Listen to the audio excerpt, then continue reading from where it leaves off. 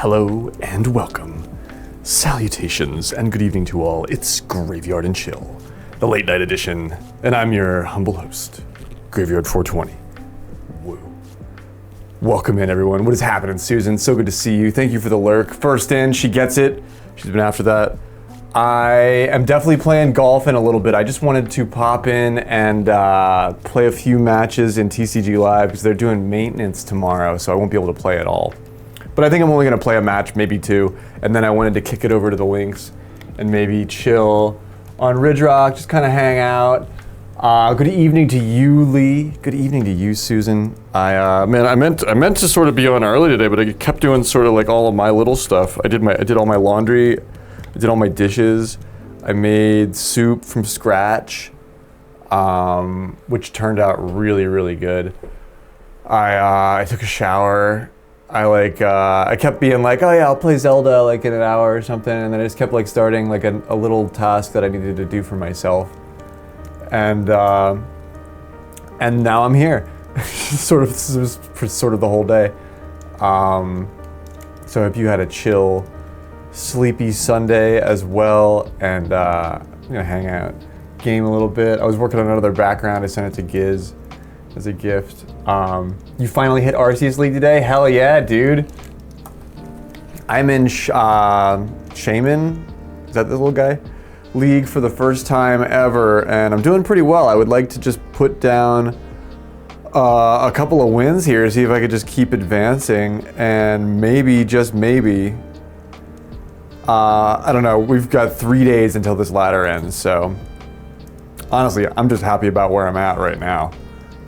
To be honest, I'm just happy about where I am right now. The last two games, you've been a game away from Arceus. Very cool, man. That's tough to hit that league. That is a tough rank to hit.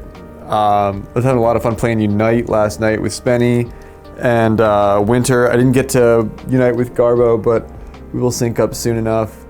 I wasn't sure if I was going to do a ranked match or a solo queue or something like that with myself. I'm in Ultra, and I don't think I'll be able to work my way up to Masters. So again, I'm happy where I've landed. B+. Crashed out hard, getting tilted at six Charizard games in a row. Yeah, Charizard's there, man. Who are all these Charizard players? That's kind of what I want to know. Like, how do they live with themselves? They're not sleeping at night. Yo, Katie, hello. It's so good to see you. I gave Zing that thing that for you to make the label. I don't know if he ever gave it to you. I just remembered that. I've had a really sleepy day, but I did get everything done, and all my fucking dishes are done.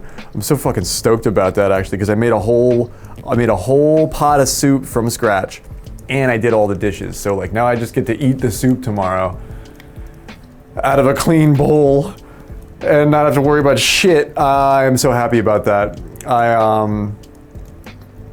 I think I will play Mario Kart tomorrow. Zing will stream on Tuesday, right? So I might be the stopgap. I know, right? I feel like I got my grandma's recipe, like, so good. I roasted garlic, like, in the shell. It got a little burnt, but it actually came out, like, roasty. And I made the soup with it, and it was like, I was like, I hope this doesn't taste burnt. But it didn't. It's like, I got a lot of vegetables in it, and it just tasted, like, roasty and garlicky. And, like, I don't know, I just like clean bowl fancy. Yeah, you can eat soup right out of the pan. If you're a single dude, you don't have to have a bowl. You can just heat it up on the stove and then go to town on that bad boy with a spoon. It's liberating. Try it sometime. But no, I like to make myself feel like some sort of like semblance of a human being, and I get a bowl and a plate. I put a bowl on a plate. I dirty 2 dishes. And then, because I'm a slob, because I make a mess. And then sometimes, because usually you want toast. Halfway through the bowl of soup, I'm gonna want a piece of toast. So I put that in, and then I have a place to put that because I already got the plate out. Because I'm a human being. I am not an animal. I'm a human. You've got some stock going right now. Hell yeah. What are we making it out of? I did chicken thighs, just all the herbs and the grease and the bones and the everything. I just did stock out of that all day. I was just babying that all day. That's probably why I never got on to play Zelda, because I just every time I had a free moment, I'd go over there and like fuck around with the soup. There's several slices of toast. Yeah. I've been getting the loaf of bread that's not pre-sliced so that I can make it so that I can always have thick ass toast.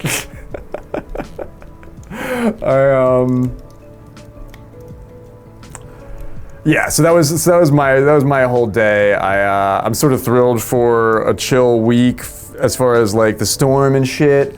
I have precious few things to button up at the beginning of part of my week, and then on Friday, Graveyard goes to DC. Graveyard goes to Washington.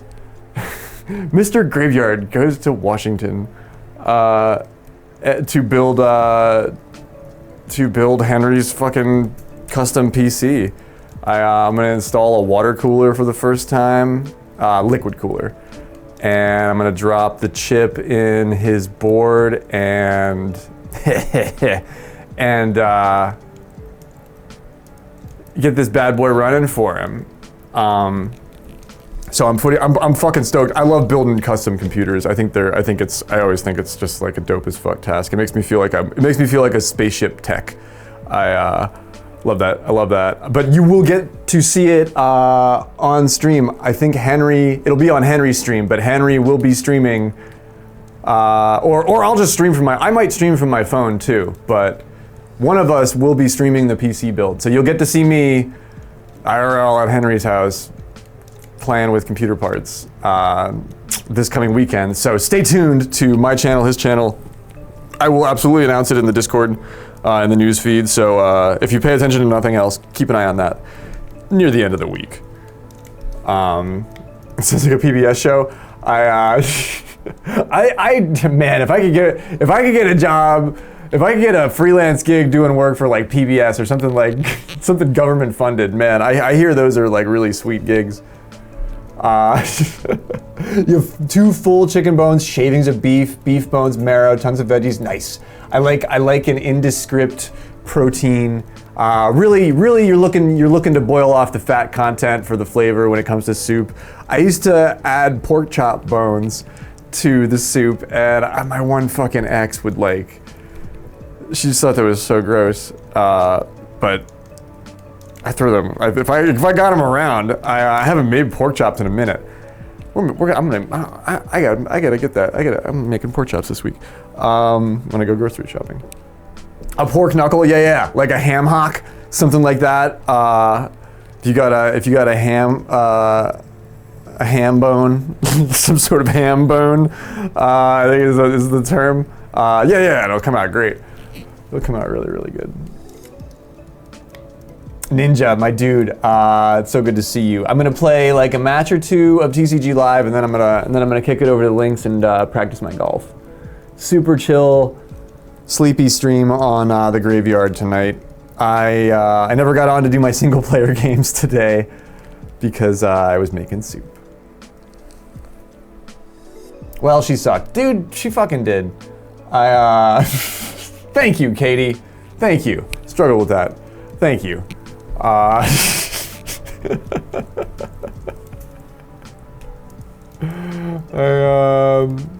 gold is epic. Oh man, as far as like the broth, the sweet golden broth, or the no, it's okay. Or the golf, yeah, the golf will be good. I feel pretty good about my golf these days just because I took a win in my tournament match on Friday.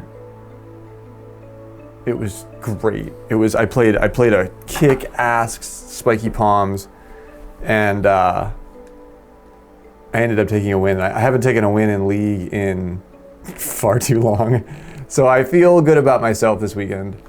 I really do. I've been making little tweaks to stream too. I've been making all kinds of adjustments. Sometimes I get things set up and I'm like, oh, I don't want to touch it. But I've been like making new backgrounds and like trying to adjust chat and shit. Certain stuff doesn't have to be as big and like just try and make it nice to look at. Dude, we love you, Katie. You're not only are you an incredible person, fun to listen to, excellent to game with. You've got like, you're a good soul. It's kind of you to say that. I think we get along because we've all been through a lot of shit and sort of trying to avoid that these days. Even though we say X, I'm certainly not making soup for anybody else, but that's not something I'm aggressively single these days. I think I'm in a portion of my life where I don't want to have to worry about that. So I'm kind of really glad that I don't have to worry about that. You took an edible? Word. I've got some strong dabs lately, and they've been having like the effects, but also like I've been having a lot of munchies. I got this chocolate brownie Cliff Bar that I'm gonna eat on stream, and it's been like I don't know. I've just been like I had an insatiable craving for soup, and I just had to make it today. Then it's like my whole day. Yeah, trauma does make I feel like everybody should have to wait tables for a year. Just as like it makes you into a person that understands like what humanity could be. So you try to do like the opposite, the good stuff. There's nothing to do on live for the next few days. Jeez, man, what are you gonna do? Start playing Unite? Start playing Unite. Katie, seriously, right back at you. I know we're all 10 pounds of shit in a 5-pound sack, but I think you're the sweetest thing in the entire world too, and I think it's very, very kind that you say it out loud. And just know that it never falls on deaf ears. I dig how we coalesce, you know what I mean? Like all of our streams, like Zing, me, you, everybody, like we all, like we rise together, you know what I mean? We take over this motherfucker. But I appreciate you. I appreciate all of you. I can't wait. I want to send Zing a gag gift. I want to send him some a bunch of like just some dumb stickers or something. Unite doesn't work on your phone. Do you have a Nintendo Switch? I play it on the Nintendo Switch, and I kind of like it better on that. But some people say it's easier to play on the phone.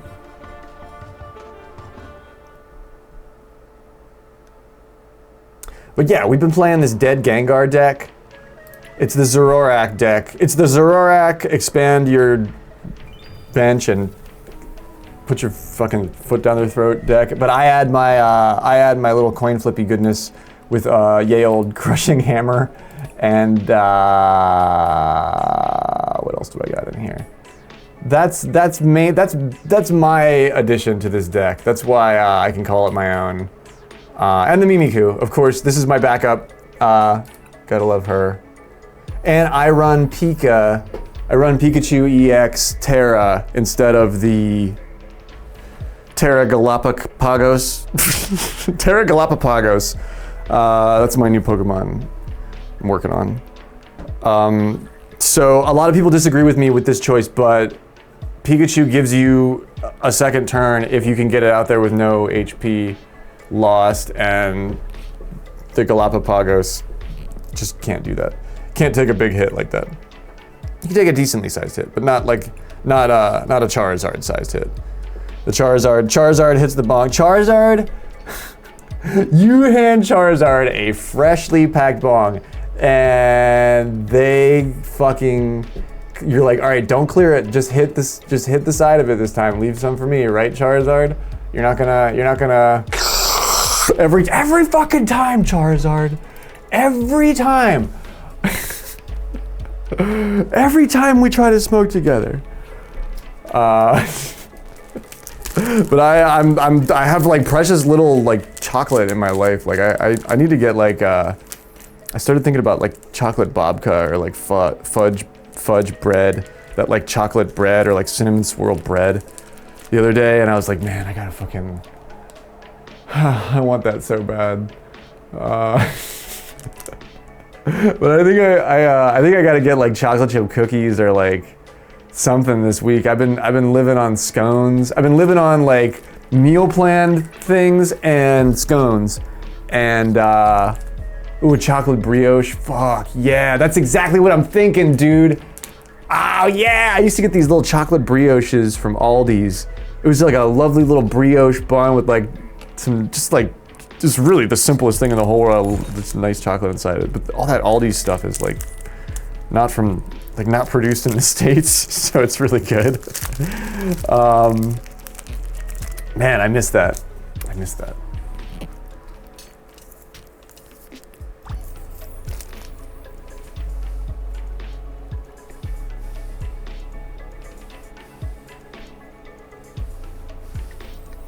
Yeah, Aldi's has that, all those foreign products.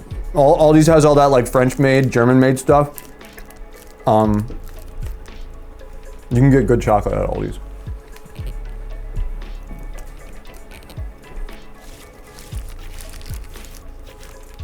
Sometimes they have like, there's that one aisle that has like all the weird ass stuff in it, but then a lot of the time, if you look in the nooks and crannies of that store, they have some really interesting stuff that's like really tasty and really affordable.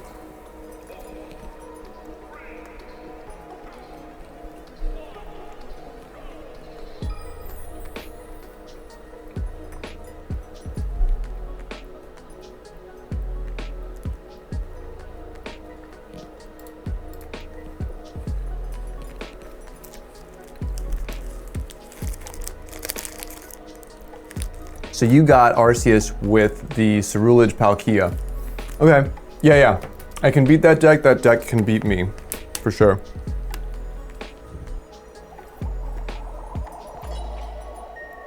Oh yeah, dude. Yeah, the pasta sauce superior. Actually, all of their dry goods, like the jasmine rice, that basmati in the big bag that's like from just like right from Thailand or whatever. It's like so humble to look at, but it's like, you know, it's so good. Their frozen stuff used to be good, but it kind of started like, there's some stuff that's not worth buying. But I used to buy tuna fillets there for really cheap, and they were so good. And then they just disappeared one day. See, my Aldi, the one that was close to me that I haven't really been going to lately, just because it hasn't been aligning with my trips. They always had really nice fresh produce.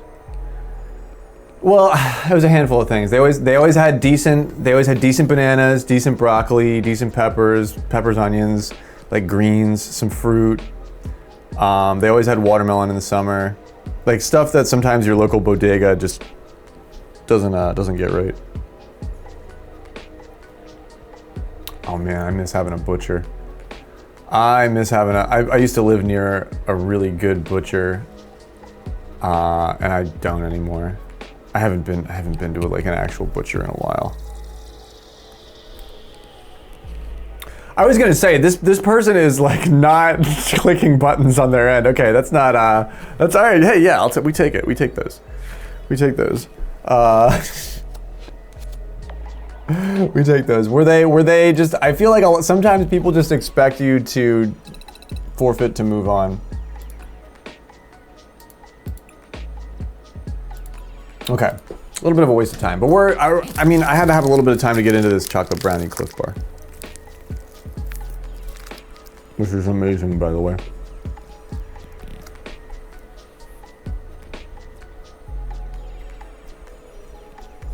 Right? If I could get them in a row, right? We get 5 more of those. Come on.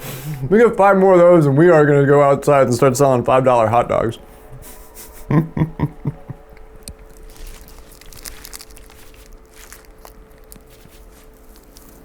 Oh, geez.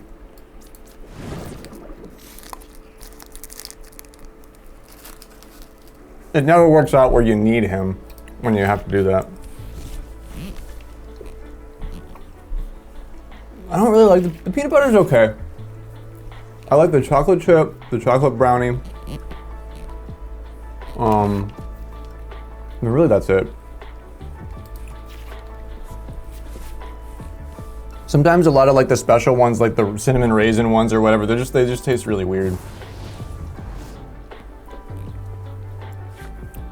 I don't know, they're like an old habit.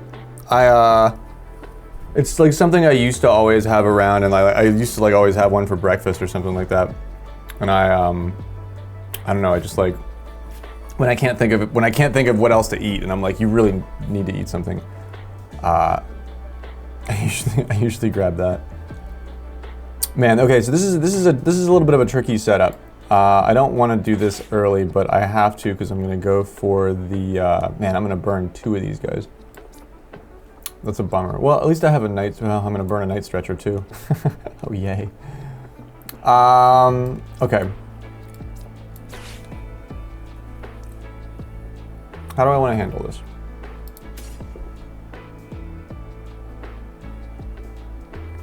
How do I want to handle this? Okay.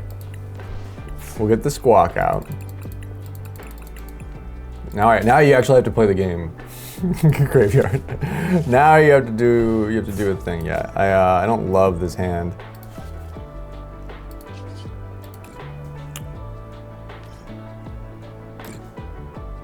They're too expensive. They've gotten like smaller too. That's my biggest peeve, is that like they used to be like a meal.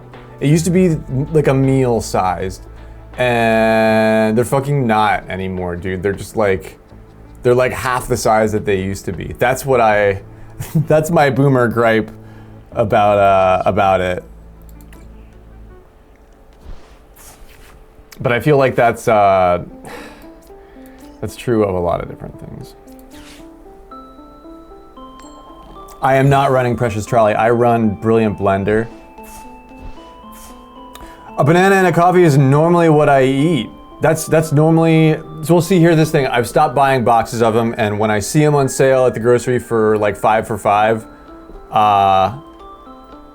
or what is it? Or I think it's 4, there was 4 for $5 was the one that I got last time. I got, when they were 4 for $5, and I was like, okay, all right, yeah, I'll get 4, you know. I run the blender so that I can throw Gengar in the graveyard right away.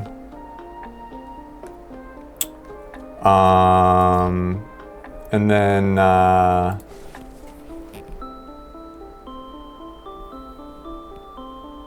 mean, he's safe there. All I need is the Pikachu. I'll bring 1 out. All I need is the Pikachu.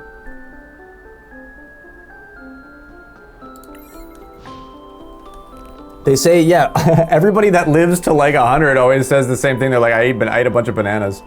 They say that that's a common thing that is noted. I really like bananas.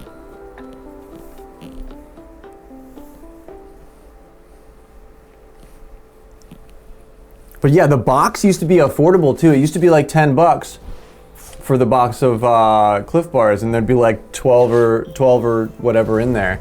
But now I think that box is like $29 or something. It's like, god damn, what the fuck? Who okayed that? Like that is not $29 worth of shit. Bananas have all the extra vitamins and minerals you get from an energy drink. Yes, exactly, right?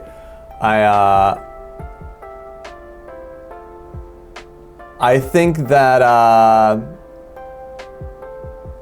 coconut water is really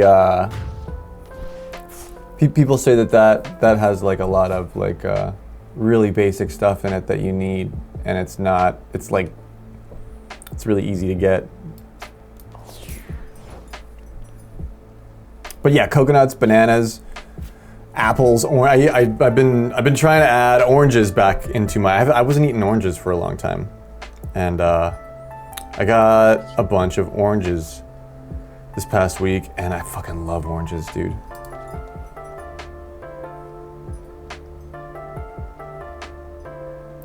I haven't had that coconut water stuff in a while, but I had it a couple times and I really liked it. I sort of stopped drinking milk too. All right, I'm gonna research. I don't know, I stopped really, something about dairy like I don't know, I just didn't like it anymore. And it was weird, something like switched for me. And so I started drinking almond milk, and I did that for a long time, and then no heads there. And then I just started drinking water, and now I just drink water constantly. There we go.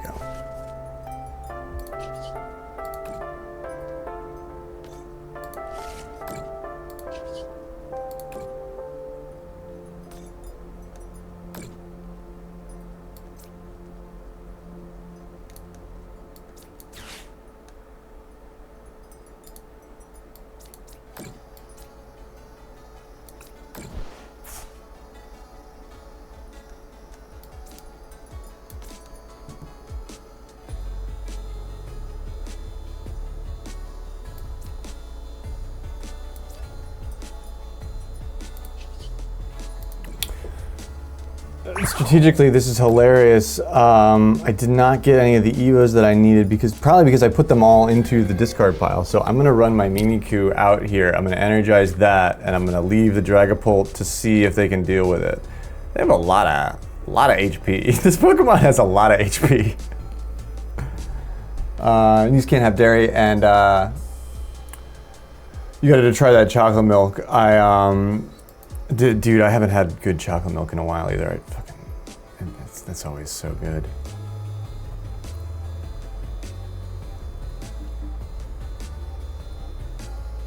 Oh yeah, that's why you need Manaphy also. So I need another Night Stretcher. Film Sauce, what is happening, my dude? How are you?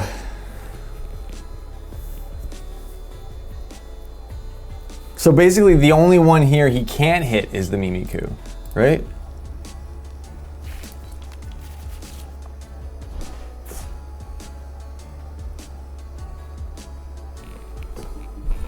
A Night Stretcher would be great. Or this thing's Evo would be great too. Gengar doesn't care. Yeah, Gengar is like, bring it.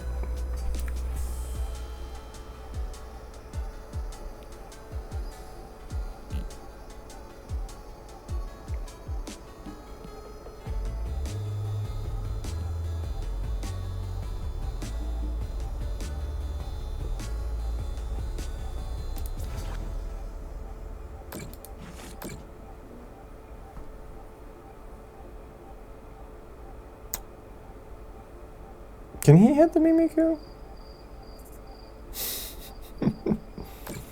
Maybe? I don't know. Either way, I think this is fine. Ooh, maybe he thought he could hit the Mimikyu. That's funny if he did. Oh, because this does 202 active. It just does that. So it would have done that if he thought so or not. Got you. Okay, so really...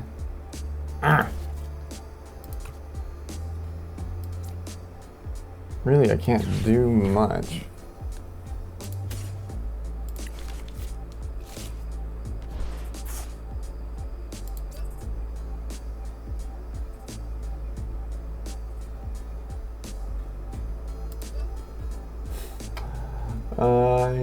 I can't really do much here. He can put enough on my Mimikyu to kill it. Well, in that case, why don't I just hit it with the Mimikyu? He's gonna do that, so I'll put the Fez out now. This might help later, I don't know. For the math. Do it for the math. Do it for the math, because if he can move damage counters to that, he's going to.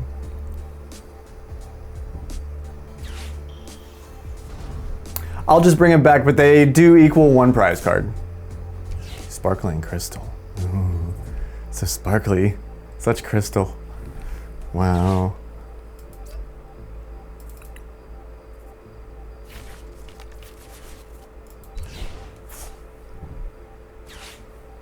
Okay. I still don't hate this. All I need is Zorak Evo. Painful Spoons. Love the name of that. Painful Spoons.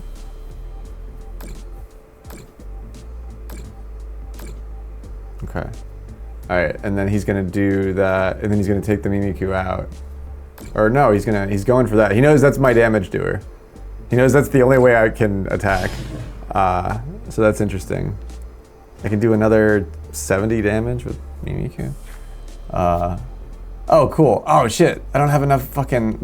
God damn it! I have an Ultra Ball, but I don't have I don't have anything to discard. Shit. Damn, that energy. I would have had that energy. Shit. Okay. Can he do another? How much more damage can he do to that? There's nothing I can do to fix it, so it doesn't really matter.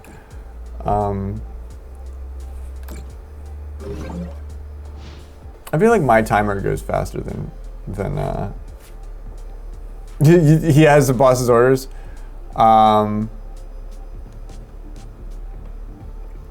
What did I get rid of that would have had draw support? Or am I just so, like, dude, I got rid of both of these guys early, plus this guy, plus I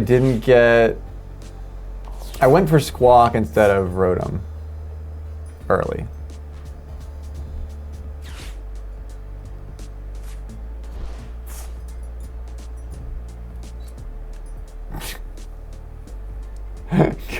Go piss. Do you have to pee, Cathedral? Go piss, girl. It's so good to see you. Push that piss button. Get down with your bad self. Oh yeah, he just had to get this. He just really it was bothering him that the Mimikyu, that I still had it. It was bothering him. You said you would do that, and now you do. Go you.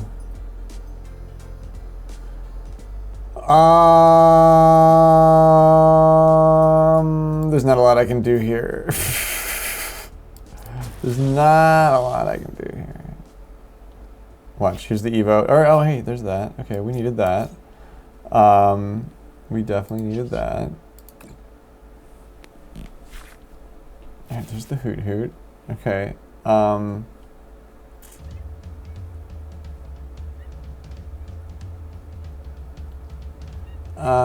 I have any energy left in my deck? No. I really don't. What am I gonna do? I don't have any energy left in my deck. What am I gonna do? How do I fix that? I really don't know. All right, I actually really need to keep that around. And Hoot, at this point, Hoot is not gonna do shit for me. I need my last one of these jammers. Hello, Ginger. How are you? How goes the evening? I wish I didn't have 10 on him. Oh, I'm gonna die anyway, because he's gonna kill that. If I didn't have 10 on the Pika, I would have a chance here. Bidoof, in this deck, I guess he could work.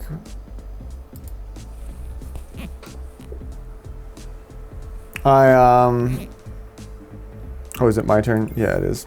Sorry, guy.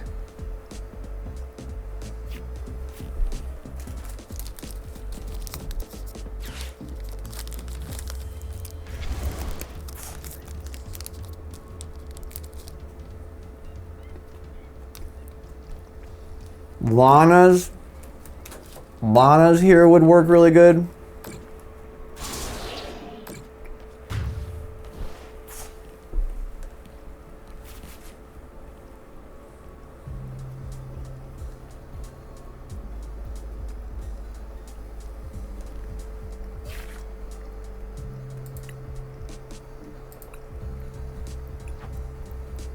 None of my coin flips worked either.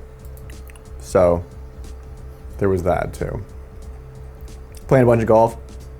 I'm gonna get over to golf here in a little bit. I saw everybody was playing golf tonight. I want to play golf too.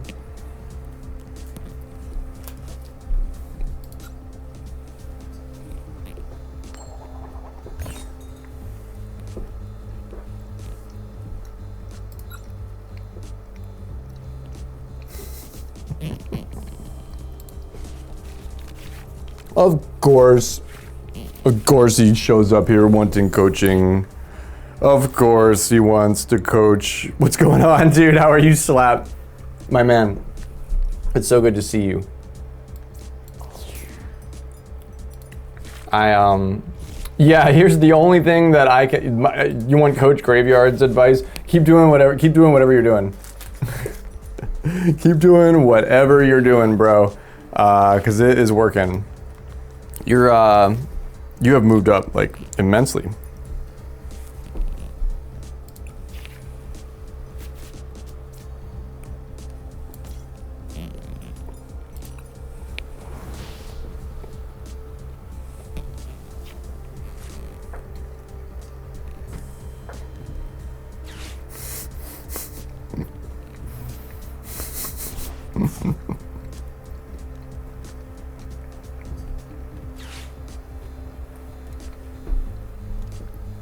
He's an intelligent man because a good player, you know, the Shaolin monk will go and seek inspiration from the least likely source.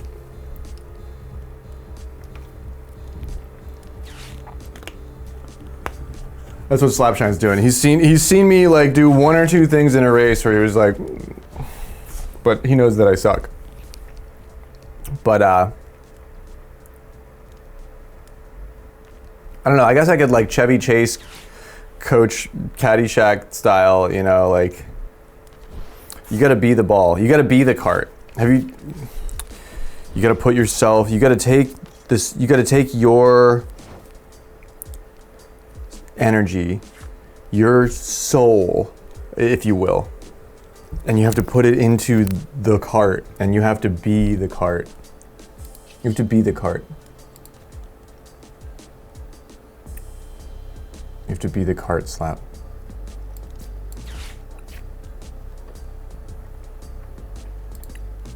Slap, you have to be the cart. Can we get out? We'll get out on the racetrack. I'm gonna race tomorrow. I'm planning on racing tomorrow. But I'm like on the way up. I would like to get 11,000 VR. I dipped below 10 and then I came back with a vengeance. And now I am like fully, I think I'm like 10.5, 10.6 maybe. I like what I've been doing lately actually, but I haven't raced in a couple days. All right, there's my Pika. I got a bosses too. I don't need it just yet. We got the stretcher. I'll put the Pika down. We can do this. We've got Colress and we're on turn 2. Do I want him? Maybe.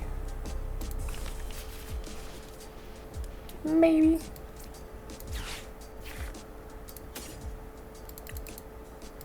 We're going to take the jet in case they boss me out.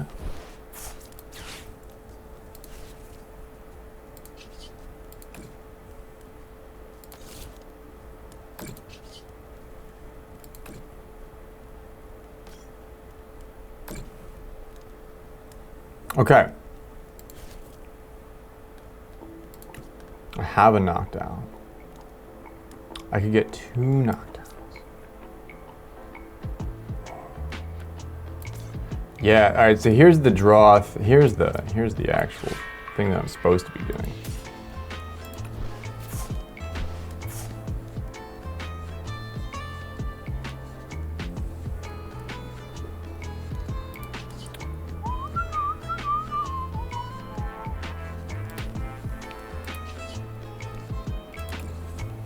Okay.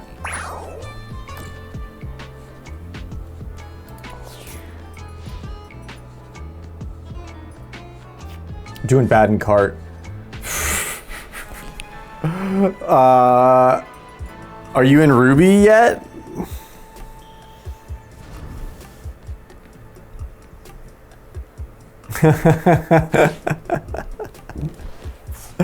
That's such a yet.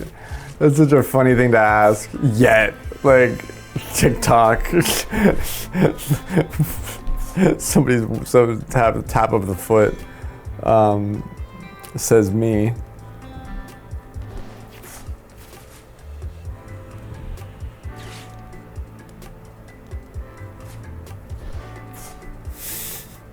Yeah. Go graveyard cart.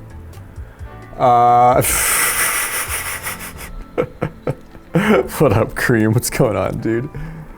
I mean, I'll unabashedly like just race with him and be like, well, you know, if you work on this and try and do this here.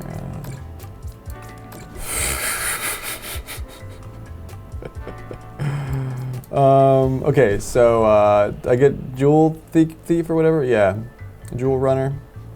Run the jewels. I like this. This Noctowl really likes to run the jewels. Okay, so I want that, and that. I get to do it again too, though.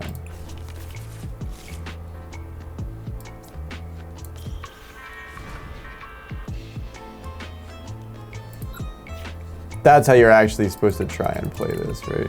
Then you get the Ultra Ball and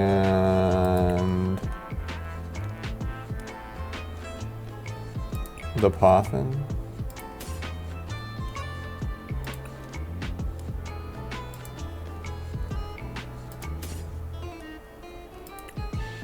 The hammer is like my I like the hammer. I try to maximize my chance to use the hammer. No? Alright, so see that I got one more. I got one more hammer. Bonk, bonk, bonk. Give him that. Oh shit. Alright. Okay. Alright. Okay. Alright. Alright. Gloves are coming off.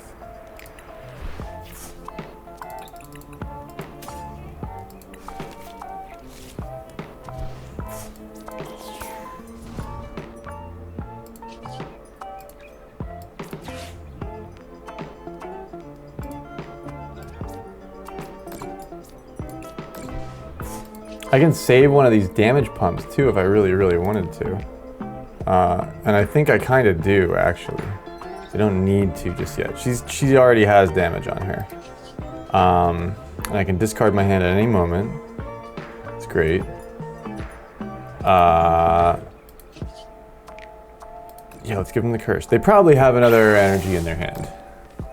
I'm almost certain my job is haunted. You and me both, dude. How haunted is yours?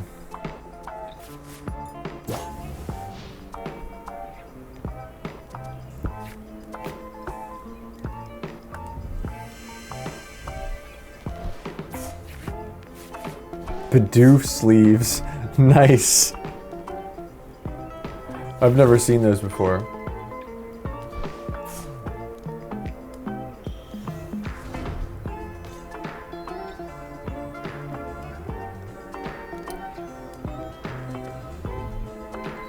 Okay, there's that. Can they do 150, 260? Or they can do 210, geez. I didn't realize they could do that much.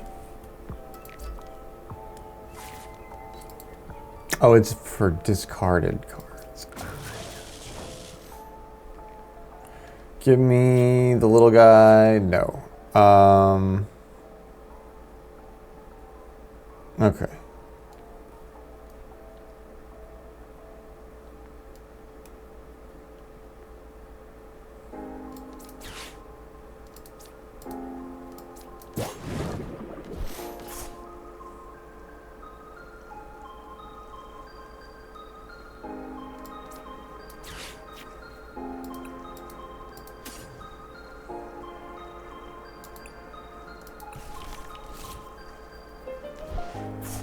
Oh, I guess I should have taken both of those, but I didn't want to put him on the bench.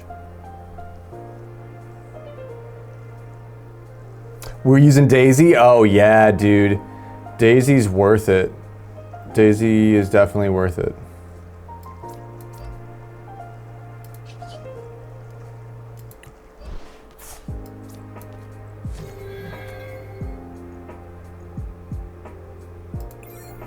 All right, let's try and kick the can.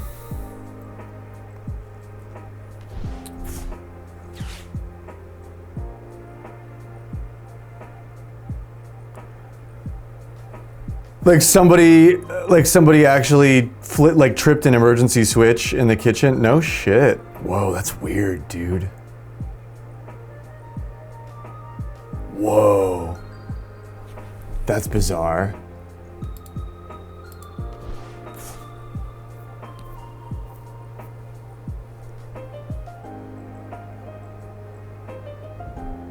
Oh, somebody called 911 from the kitchen phone. Got you. I didn't know if there was like a button, like a Scruff McGruff button.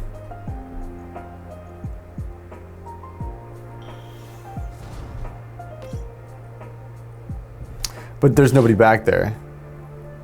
Was there, I wonder, oh man, did we get to listen to the call? Do we get to like hear the ghost breathing?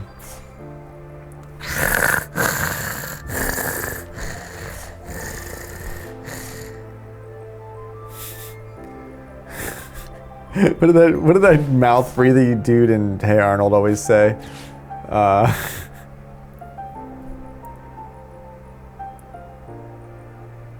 That's who I imagine is doing it. It's that weird mouth breathy kid from Hey Arnold. He's back there.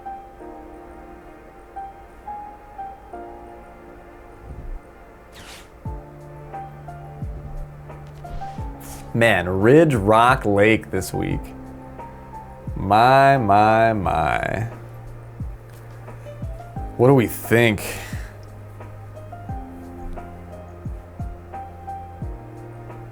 Ridge Rock has never been kind to me in a tournament setting. And I'm up against NBH. It's a me and Dirty versus NBH and somebody else.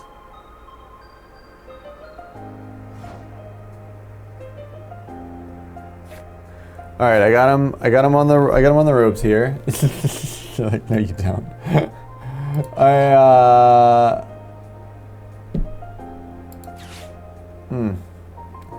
Yeah, this is tricky because I'm gonna use this Pokestop. Just hope that I got 2 Ultra Balls. That's cool. And I threw a Gengar away. That's actually kind of the best case scenario there. I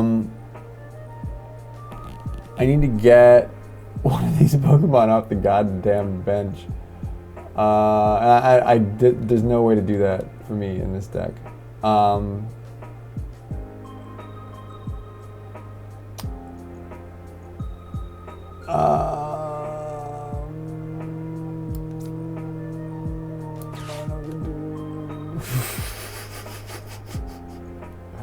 don't know what to do.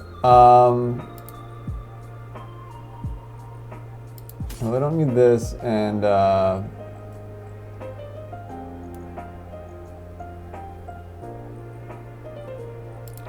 probably won't need another Ultra Ball. Gotta have that. Damage Pump necessary for the new Gengar that comes out. So let's just bide our time. I need my Terra card. So we need the Cole. We either need to draw it. We need Cole to give it to us.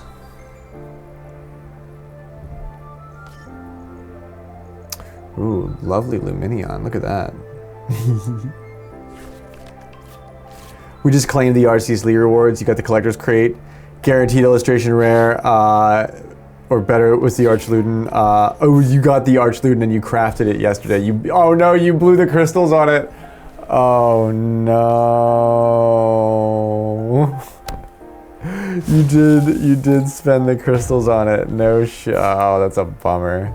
Oh man. Well, That's how that goes. Of course, it knew that. It knew you did that too, you know? Like, it knew you did that.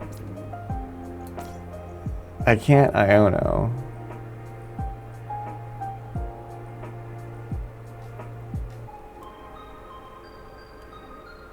Pulled 3, wanted the 4th for the deck. Oh, yep. Do I know it or what? Do I know it or what? That's funny. Oh man, yeah, that's how it goes. That definitely is. He's gonna deck out if I can get him to not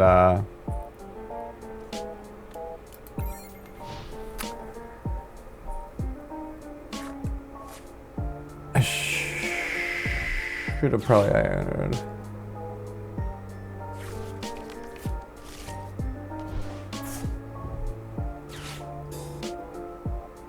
Bunch of pal pads, got you, okay.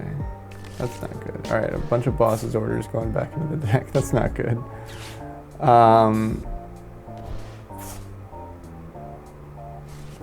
The earthen vessel. That's okay. I still haven't maxed out my frost lasses because of that exact same thing. Jeez, the Manaphy, great.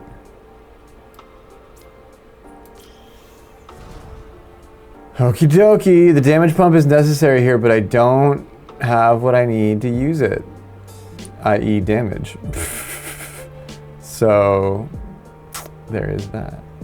So we're gonna use the Iono, because I think he's planning on... Man, I don't know what he's planning on, but I'm really hoping that I don't give him a boss's orders here. I gave myself one.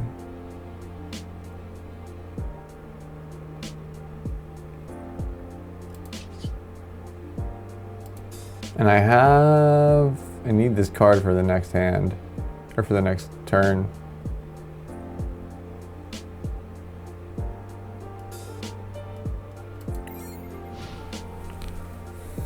Let's hope he didn't draw a boss. He's gonna use it right away if he has it. Yep. You bastard. Oh my god, he took that out of the discard pile and then drew it immediately. What a fucker! That's just bullshit. Like, should I just have not Ionoed? He would have drawn it anyway. He would have drawn it anyway. He only had 6 cards left in his deck. I think.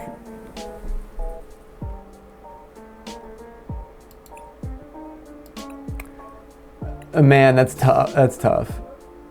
Because I was doing okay there. I only lost 10 points.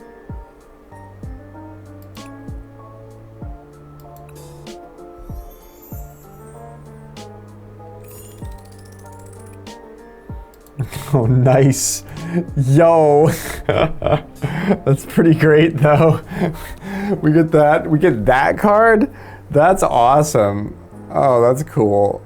Put that in a couple of decks. The Gold Night Stretcher. What a pimp card. Triple gold star Night Stretcher. Okay. Alright. Oh, nice, the one-on-one putt. That's fun stuff. That's interesting stuff. I love that you did it with Daisy too. That's badass. Shall Ginger, can I be the Morpheus to Ginger's Neo? Ginger like busts in.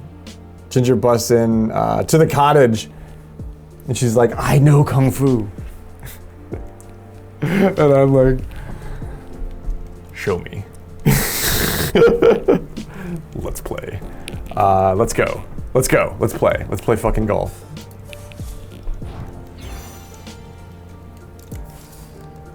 The Dragon Elixir. Heal 60 Dragon. The Tapu Lele. Tapu, go fuck yourself. Oh my god, I hate these cards. The Tapu Lele. The Tapu Lele is the Tapu Koko of Surging Sparks. I'll teach you how to use chopsticks. I know how to use chopsticks poorly. When I use chopsticks, it's hilarious because like I can do it, and that's how. And I do use chopsticks to eat sushi, and I didn't have chopsticks, and I had sushi the other day, and I went to like use a fork, and I was like, this is wrong. I can't do this. So I really do. I have gotten a lot better at it. Whereas I can, anytime I have sushi, I want chopsticks, but it wasn't always like that.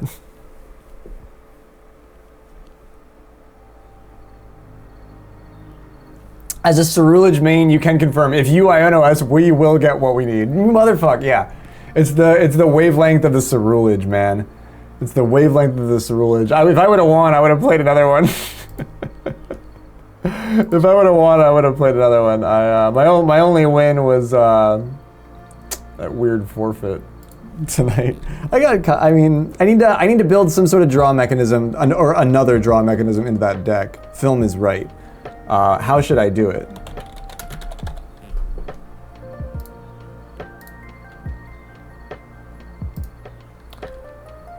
Yeah, as a Frostlass main, I can confirm that if you Iono me, I absolutely will not get what I need. If an Iono is essentially a game ender. Or a boss's orders. If you have a boss's orders or an Iono, you win against me. Like, always. Yeah, I'm headed there right now, Suze.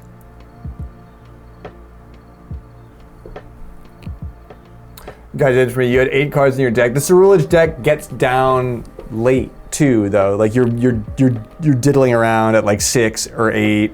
So if I Iono you, instead of 2 cards pulled out of 24, it's 2 cards pulled out of 8. Like you have a pretty good chance of getting what you need. Goddamn Cerulege, man. It's a great mechanic. It actually plays to the overall like mechanic of like how the game works. It's successful. I like goofy mechanics. I like funny little skill set things. And you always have, yeah, because of those stupid PAL pads. Are those going away? I feel like those are going away. I feel like those are going away soon. Can I get a slice of that Christmas Crustle? Unfortunately, no. We're headed out to the golf course. Christmas Crustle. A slice of Christmas Crustle does sound really good. Can I have the chocolate one? I really want the chocolate one. I think, yeah, PAL Pad might be like a G card or something. And Cologne, yeah, which I'm trying to use with my Arbok deck.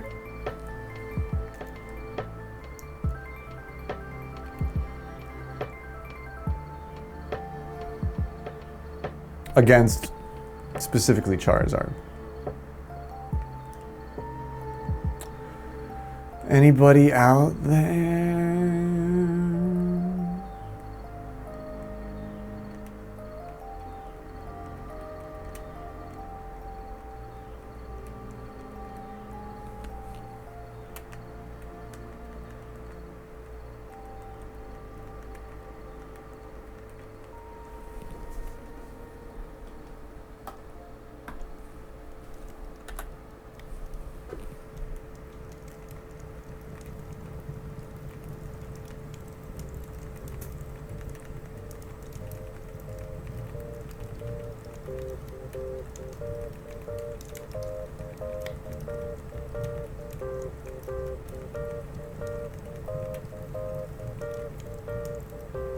I've got a public room open here. Anybody's welcome to join. But let's see if we get any fun players. Or I'm down to throw another room together if you want to play with other ELO players. But yeah, no, I'm down to play ELO. I am absolutely down to play ELO.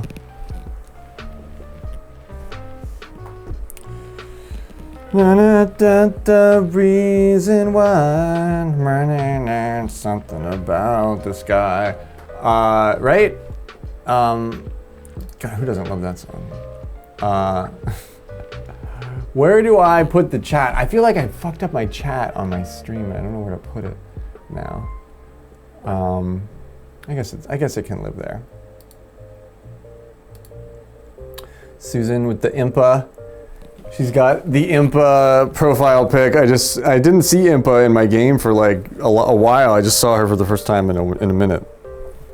2 days ago. Cerulege will lose its Greninja and its Palkia. Oh, okay, so I'm not sure of what's rotating in. I don't know, like, I'm just excited for there to be a period of complete and utter chaos in April when nobody's deck works anymore. That's so funny because I saw it. I was like, I didn't know Susan was a Zelda fan.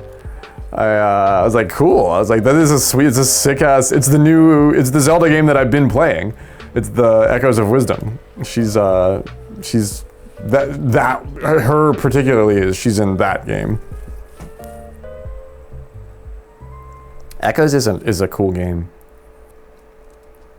March 28th. Oh shit. Or okay, end of March. Got you.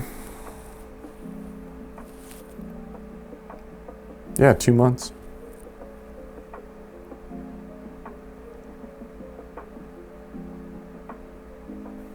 Yeah, Impa is like Zelda's head, like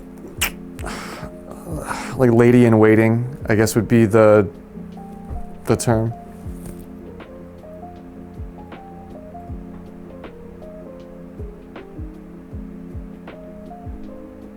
GDQ ran Echoes of Wisdom? No shit, that's cool. Oh, that's interesting. I wonder what the runs are for Echoes.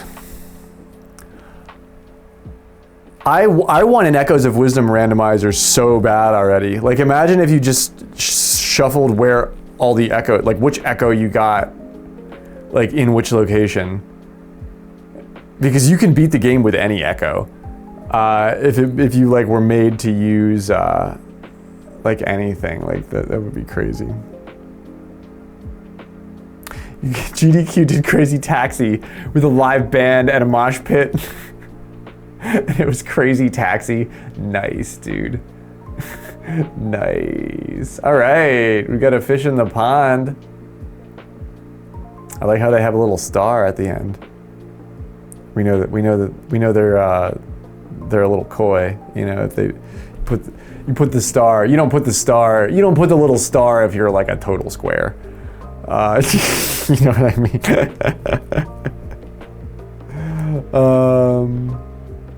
Come on, little star. What's what we're gonna call them? Little star. Little star. Bring your friends. Summon your friends. Totally not eating canned pineapple straight from the can. Totally not jealous. That sounds delicious, man. Yeah, yo. I have one banana left. One banana left. I ate my last orange. I go grocery shopping on Wednesday.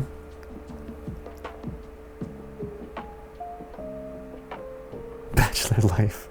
You love it. What do I have? I've got homemade soup. Stoked to eat that all day tomorrow. I've got everything I need to make meatballs. I was gonna make spaghetti and meatballs again. I got a shallot. I have a shallot and some garlic left over. I'm gonna make delicious meatballs. I think we're going head to. It looks like we're going head to head, Suze. It looks like GDQ, Suze v Graveyard.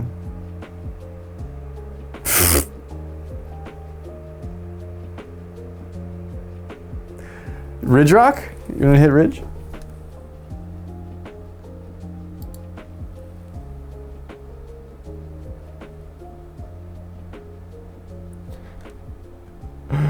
Crazy Taxi with live bagging band. And they did oh, it's not the same guy. Okay. GDQ. I actually really like to watch GDQ. You have a Dole banana. What do I have? Chiquita. Chiquita, the El Diablo of the Southern Hemisphere. Chiquita banana.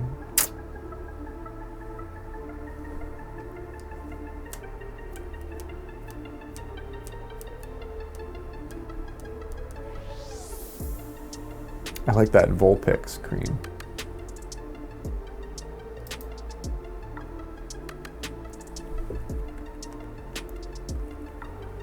Does Ginger want to play with us? That's who I was waiting for. I didn't know if Ginger was,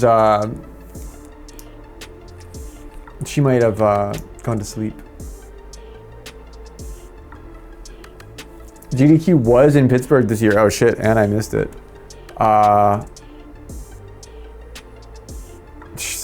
Weird year. I wouldn't have been able to make it, but man, I would have loved to. What would I have watched? I love Ocarina of Time. Any Ocarina of Time in GDQ, I'm into. Because there's so many fun ways to play that game in a mind-bogglingly broken fashion. Like, so it's always fun to see a runner do like a couple of the different things that you can do. It's not easy to do.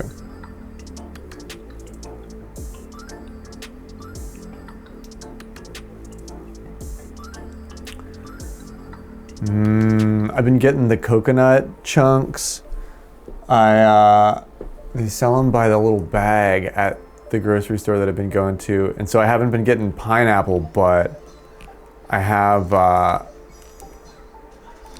been getting coconut chunks, and I fucking love those things. Chonky coconut. Yeah. OOT was run this year. Word, dude. I wonder who did it.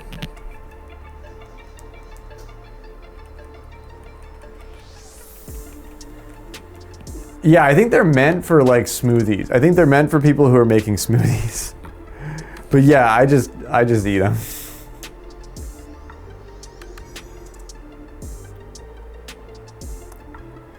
Bonk to the right. Oh. Coconut 3 times. Now slot. Now dip. Or what? Or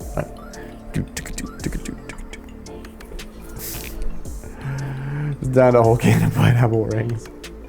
Oh, the rings? So the can is like the diameter of a pineapple? Okay, Yellow Toad. Susan with the putt off the rough. Oh, she was okay. We're going. Is that a rough putt? I like the education factor if we're doing that. I happen to be Mr. Rough Putt, so I'm always interested. Ready? Not enough power, yeah. Rough putt from that close. You could definitely plan on doubling the power no matter what. Perhaps even tripling the power.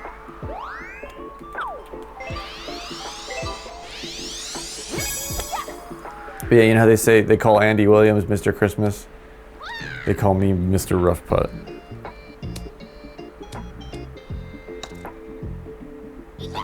Nice, huh? Nora is somewhere in the background. Like, nobody calls you that. Yeah. Nobody calls me that. Nobody calls me that. Nice birdie.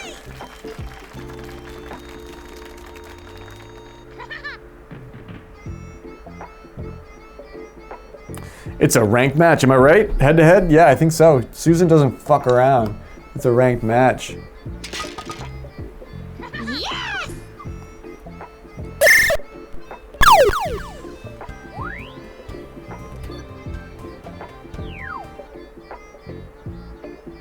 Oh, pineapple is amazing, dude. I miss working at the juice bar that I used to work at because I used to just like drink all the leftover pineapple juice. Like 90% of what we would make was like based on some sort of fresh pineapple juice that we were making. So there's always like a bunch of extra pineapple juice at the bottom of the pitcher, and I would just fucking drink all the like leftover pineapple juice like throughout the day.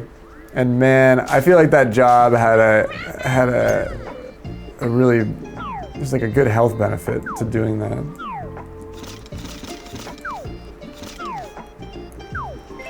Okay, this is a little bit sketchy.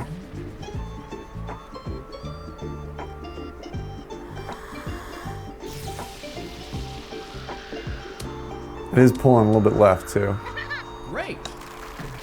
We started using a fork. No, just use your hands. Yeah, just use your hands, bro. Just get in there. It's pineapple. It's pineapple. It's not like onions. Like, you get in there with our hands. We need a pred. Let's do it. Thank you to our amazing mods. Should I mod you? Do you want to be a mod, Susan? I thought you might not want to be a mod, but if you want to be a mod, I'll mod you. Susan deserves the street cred. But yeah, I thought that would be a no. That's why I didn't ask. But Cream is the guy, man. Cream knows what's up.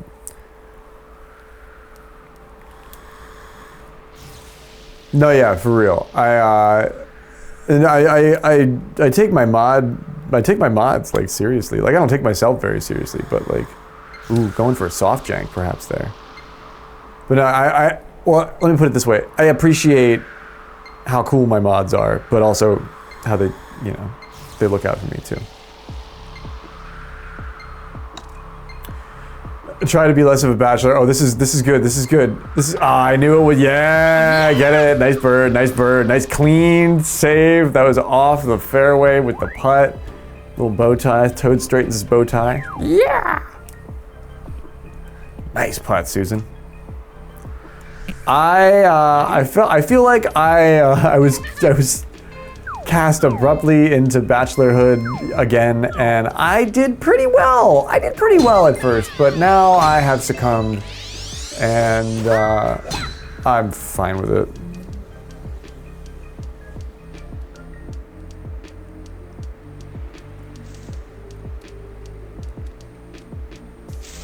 There's the tree, friendly tree. Little star right there. Like, stop calling me that. Oh, remember when we met Little Star? Out there in the big scary internet? Oh, there's a little meter lag there. I think I got it where I wanted it though. I used to say I failed terribly being single, but now you have a son. Okay, yeah, oh yeah, so that's cool, that's actually cool. Nice birdie. I grew up with my mom and my sister, so I get the dichotomy, and I kind of can't imagine it any other way, Even though they say it's like harder that way.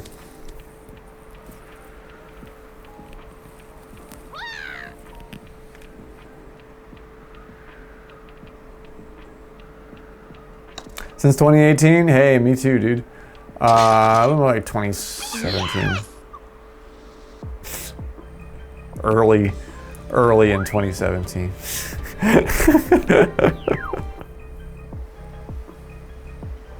Ready? There's been like, I don't know. I feel like every summer I get the notion. I was like, I should go on a date. I should try to do that. And then I do it, and I'm like, holy fuck, I'm never dating ever again. And then like a year goes by, and I'm like, I should try and like maybe go on a date or something. And then I do it again, and I'm like, what the fuck am I doing? Like I would like to. Oh, it's not worth it. It's just not worth it. It's not fucking worth it, dude. It's not worth it. Everybody's out of their mind. Nobody has any, like, I don't know, man. It's crazy out there. Be careful, kids.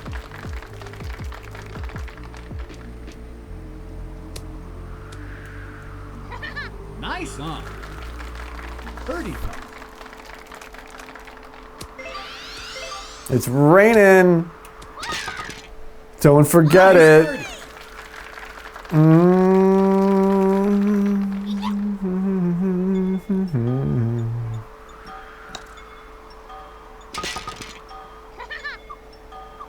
I feel like you're the youngest one here. Age is the least important character factor, you know, in especially in our community. Oh, I thought that was gonna pin out high and be nasty. That's actually kind of the best of a bad lot there. But no, we have lots of people that have lots of experience. We have some very mature, you know, people that can't drive. Ready? It's funny, but this game, our community sort of is less focused than most in that sense. Nice shot.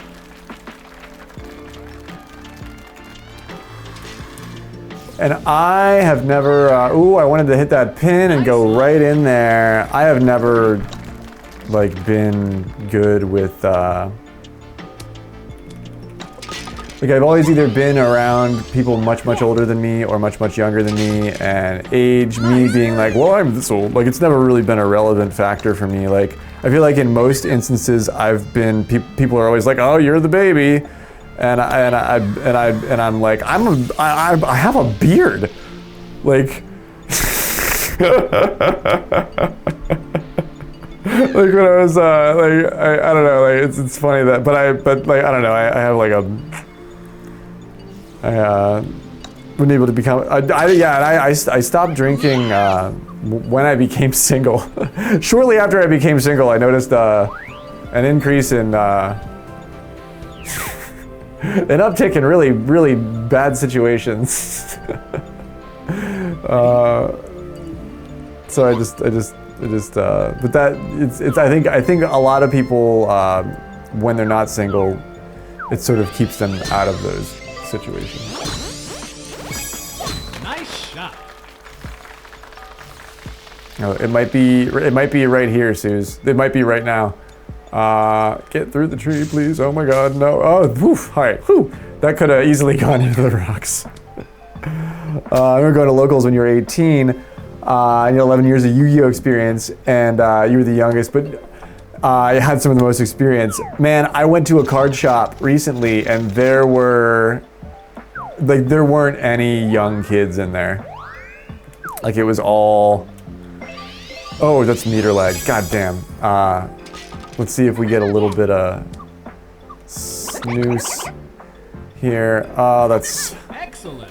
I don't know if that would have gone in anyway. Suze looks good for this. Damn, closer than I. Lucky bounce out of the tree, for real. Nice birdie. I can remember tagging along to my best friend's mom's boyfriend's Magic card tournaments. I think I've told this story on stream before, but yeah, like I would go over his house and his mom was dating this really weird dude who had like long hair and a beard. He was really cool, but like he would be like, "You guys want to play Magic cards?" And like we would drive to like this like place downtown that had like, it was like a shop, but it had like a space that people played cards in. And this dude would lock his keys in his car every fucking time. And I was like young, I was like 11. I remember being like 11, 12 years old, like trying to play Magic cards and be like, man, did your mom's boyfriend like forget his keys or lock his keys in the car? He would lock his keys in the car. And like fucking Elaine would have to like come down, and she was crazy, dude. She was like mean. She would like come down and she would freak out. She would freak the fuck out on this guy, and I just remember that being so. I remember it being so traumatic at the time. I remember as a kid me being like, of course, as a kid, you know, you're just like, man, can I just go home? But thinking back in my head, I'm like, holy shit, that's the fucking most hilarious situation. Like, who is this motherfucker?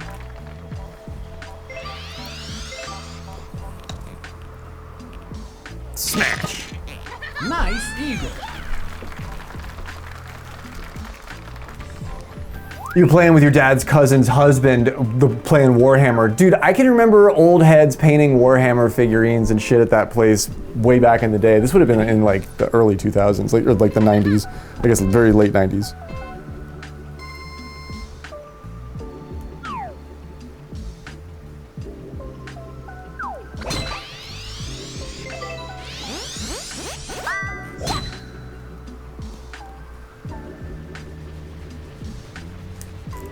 He'd take me there and we'd dual pilot his army. What a badass memory, dude. That's cool. I never got into any of my fantasy shit like with my parents. What a lucky bounce. What a cool bounce. Can I get two?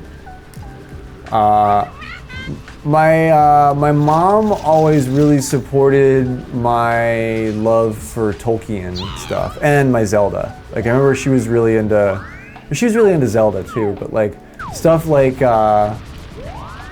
magic cards, Pokemon, things like that, I was always sort of really on my own with. But I can remember like anything that had books, she was like all about. That would have gone in. Woo, Nice. the rain took that one from me.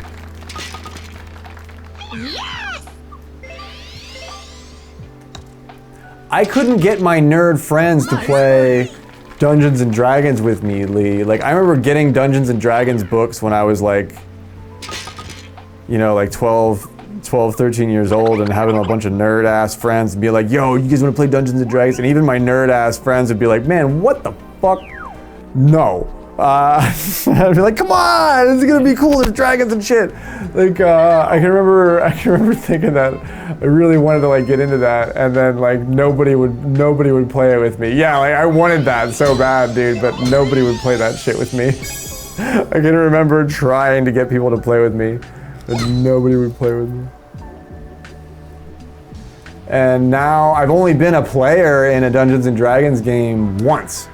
And it was a cool campaign that went on for a while. So I am lucky to say that I did that. But no, I've been a dungeon master my whole life because that's the only way I've ever been able to play.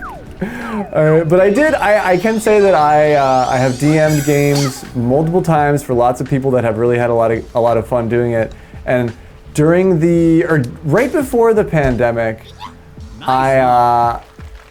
I had this thing, I was doing tech support for all these Airbnbs that I was like, that are like near me, and that business has since closed and gone under. Woo! Oh, I thought it was going in. So I always wanted to get that gig back, but now there's no way. That dude is completely out of business. But I used to be the tech support, like the on-call tech support for Airbnbs. So anything that would go wrong when people couldn't get shit to work, I would just either do the tech support calls or I would show up on site and do the on-site tech call. And I remember I asked the dude that owned the company, I was like, yo, can I put flyers at all your Airbnbs that say like, Dungeons and Dragons, like Dungeon Master for Dungeons and Dragons games, $60 an hour. You want to play Dungeons and Dragons? Call this number, and like I'll come play Dungeons and Dragons with you for $60 an hour. And 2 people called me, and the dude was like, yeah, you can put that there. I don't care. And I ran 2 games doing that. I was always like that. I can't believe that fucking worked. I can't believe, and they were fun. It was cool. It was like 2 one-offs that I wrote. They were like my original one-offs. And I just did them with people, and then like the one took 2 hours, and the guy just gave me $120, and then I went home. I was like, man, what a great way to make $120 cash. Holy shit. but then the pandemic happened and all those Airbnbs closed and the guy went out of business and sold them all, and like now I don't even know what's up with him, but I always wonder, like, man, I wonder how I wonder if I could do that again. Like that was one of my coolest like one of my coolest like side hustles that I like worked out. And it was so fun. Like I wrote this one-off where like you were in this boat, like you started up chained up in the bilge of this boat, and you had to like solve your way through the thing. It was cool. At this point, I don't doubt a single detail of any of your stories. I know, right? Who could make up this stuff like on the fly? It would be if it wasn't true, yeah, I'd be like a sociopath. Because it's perfect. But yeah, the flyers were only down on I put the flyers on the coffee tables of all the Airbnbs, and they were all within like short driving distance. I just went over one time with my dice and my books, and I showed up and I'm like, somebody called about the Dungeons and Dragons game, and they like let me in. It was exactly like that scene in Half-Baked where the dude's like, somebody called about some dirty pipes. Except for I was like, somebody called about some Dungeons and Dragons. And I was like, dude, this is my favorite gig. And so I only like had the flyers out for like a couple of months. Like I kind of guaranteed that like, Excellent. come on. 30. Come on, 0.26, give me a break. Nice 30. I kind of guarantee that more people would have called me about that. And it would have happened more if I would have had that job for any longer. So think about how many people saw the flyers and were like, what the fuck? No, yeah, saw the flyer, had no idea what it was and dismissed it. Saw the flyer and was like, wait, for real? I call this number and some nerd shows up with dice? And then the dude, the one was like a family, and they weren't like that into it. They had fun, but they did the hour and then I left. They had kids and shit. But the one guy was like a full-on nerd, and like he like Nice shot. I would imagine if I had wrote a longer one-off, he would have like paid me to stay longer. You know what I mean? Like the thing that I wrote took about 2 hours to run. You know. And D&D has boomed recently, so yeah, well, it was when Stranger Things was really hot. Like everybody was watching Stranger Things and getting into Dungeons and Dragons. Everybody that like they all wanted to do a Mind Flayer thing. I remember that. Oh come on. And I remember that was like because people had seen about. I haven't ever watched that show. I hear it's cool. But I remember that was why a lot of people were like getting into it. Or that was why the people called my number, because they were like, we could do the Stranger Things thing. But the one guy had definitely played Dungeons and Dragons before. And it's just $60 for, yeah, and it's in like it's like a tourist area, so like people are here to like do things. It was raining the one day. Like, geez, imagine, like my whole MO was like, oh yeah, the kids were gonna go like do the zip line or whatever, but it's raining, so what are we gonna do today, kids? Well, let's call the nerd number and see what happens. It was cool, man. I was gonna make it a thing. I was gonna make a career out of that, actually, to be honest with you. I was gonna make a career out of, I was gonna do tech support for that Airbnb company, and then all that completely evaporated. And then like the local town like legislated against Airbnb. Like they didn't want, like, I don't know, there's all this like weird, like, everybody's like the crime or whatever, or I don't know, everybody's out of their mind. But like they made it so that it was, wow, nice chip, holy eagle, Suze. And granted, if I lived next to a really noisy Airbnb, I'd probably be grapey about it too. But they got rid of them, and now there's like, it's really hard, now it's like harder to have an Airbnb around here.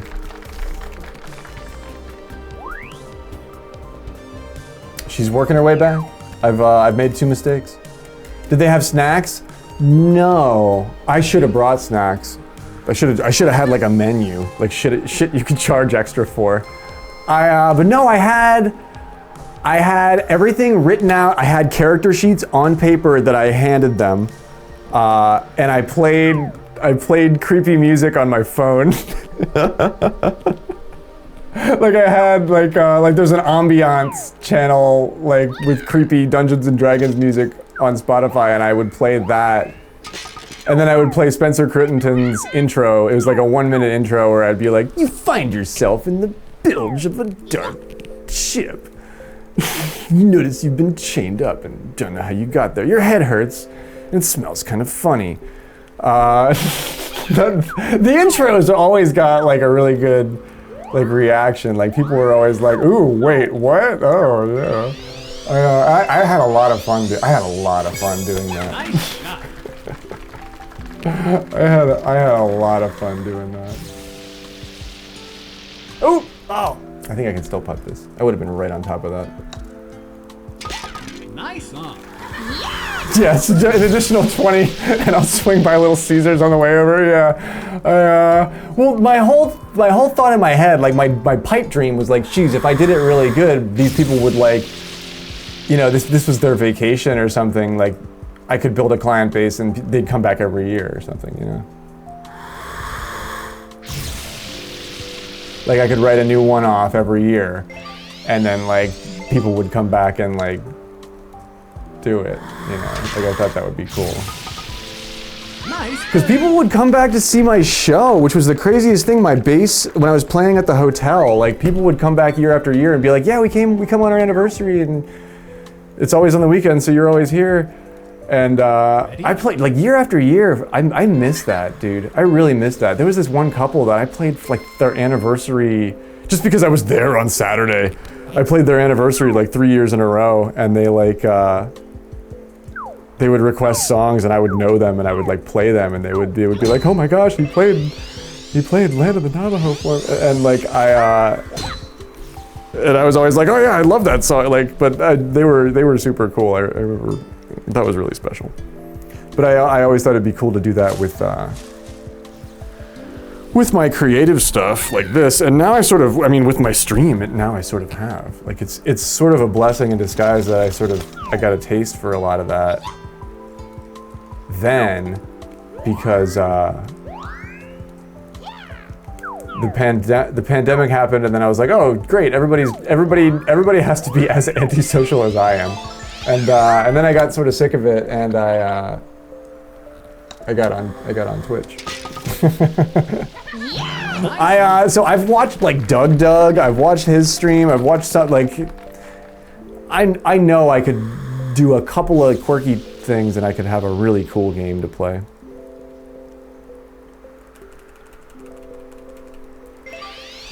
I love the Harmontown D&D thing. That really got me back into Dungeons and Dragons. He played Children of the Grave. Yeah, right? Well, that was before I was Graveyard, too. That's crazy, too. That was when I went by my old monikers, and Ready? I sort of had like I sort of awoke in the graveyard as Graveyard one day, and I just never looked back ever since.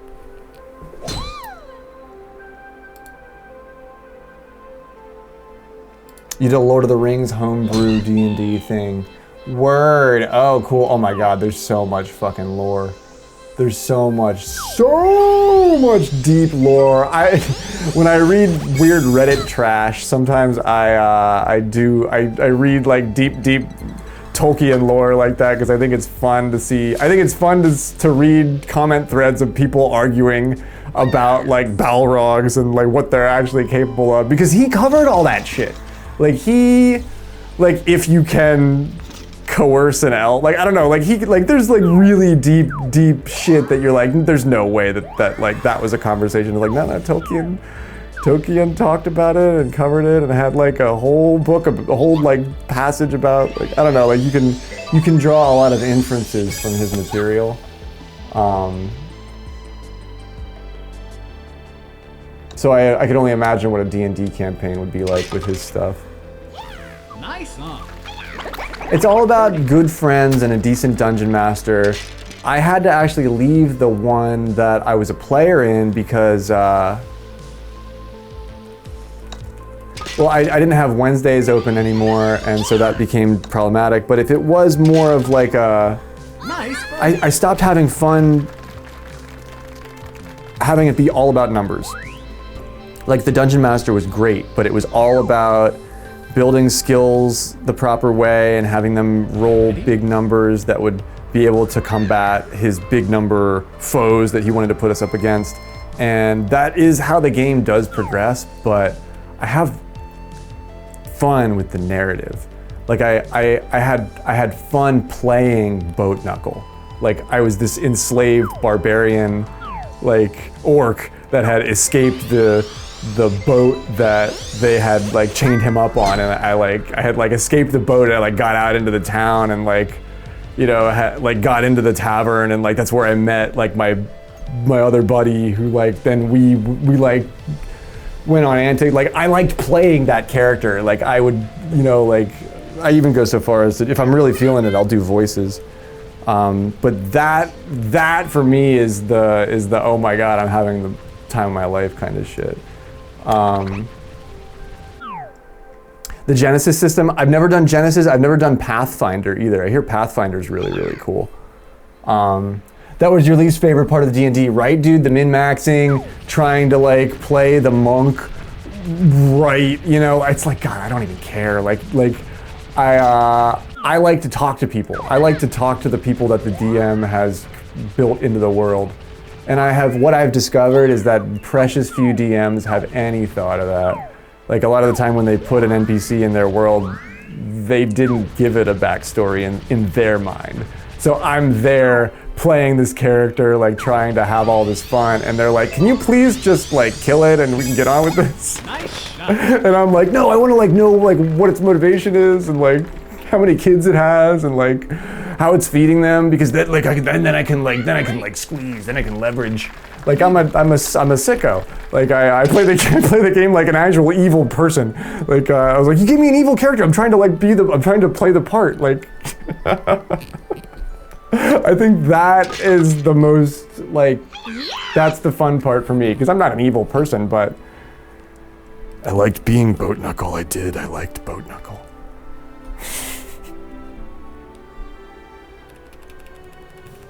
I missed like 1 or 2 shots here. This isn't for free either. Oh, Susan missed the eagle here too. Oh, and I fucked that up. Oh no. Susan's like, God damn it, no. She could have had me there, right? With the yeah, she would have tied it with the eagle. Damn, GG, Suze. GG. Instead of the story, you just improvise it. That's always cool too. The real stream of consciousness, that is, oh nice, little star with the 22. That's the 2 mistakes that I made, the 20, and then there at the end with the eagle, would have had the 20. But yeah, I was not too far away from that 22. Improvised story is interesting. Nobody has any idea where you're headed. That's haunted. GG, GG, I will report. Unless Little Star is an ELO player, you know what I mean?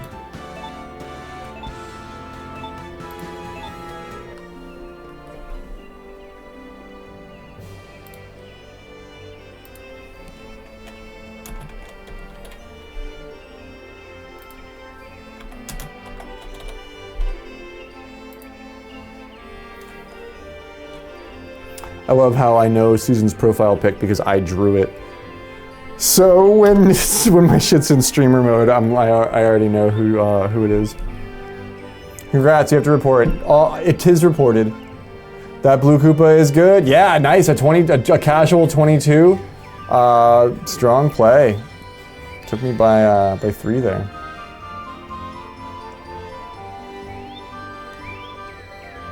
It gives you practice for when players are like, hey, what's this? Yeah. I did like that. As a DM, I always thought it was funny when people would like,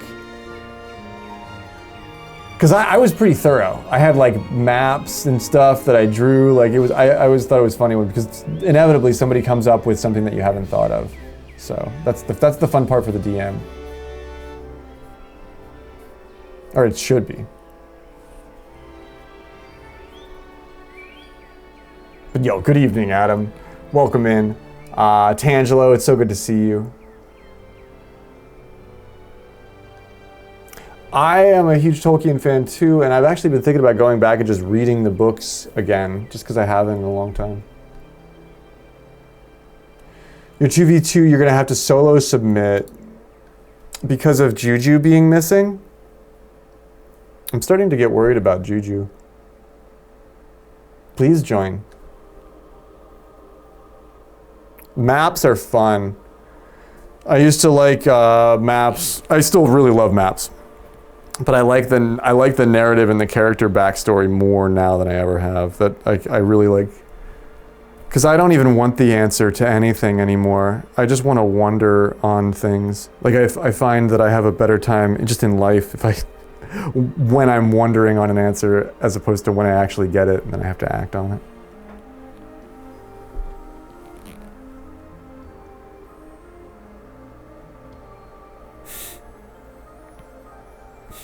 But it's like, oh, I wonder what happened to that mountain. It's just like, yeah.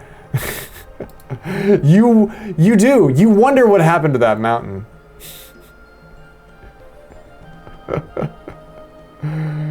You feel sleepy, but still, you remember a mountain. You awake without any memory of the mountain.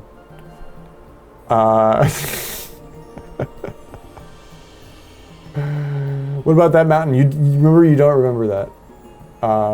You have to continue as if you never knew that. You can tell your players that. They might question why they woke up missing memories, but I mean, people in hell want ice water. I mean, come on, they have plenty of things to deal with. You know them all because you wrote them. It's time to get out. It's time to get out of that yurt and face the day. Fighter cleric.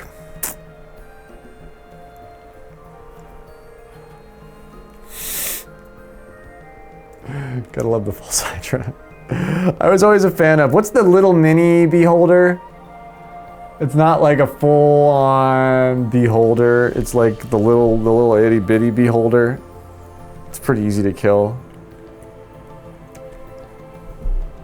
I bet if I just Google that, the little beholder.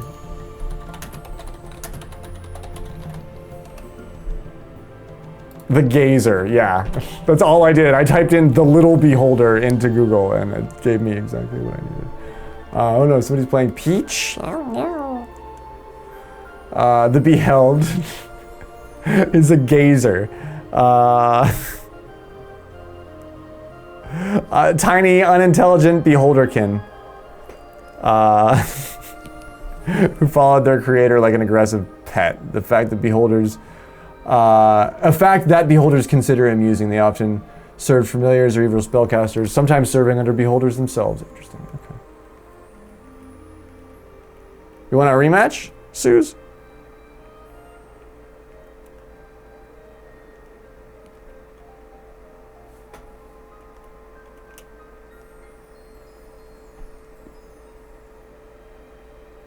What's a 40K D&D thing? 40,000 players.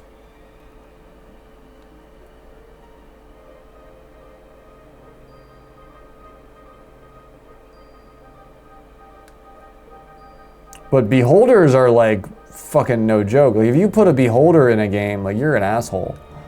They or your players are really high level because they're pretty whack.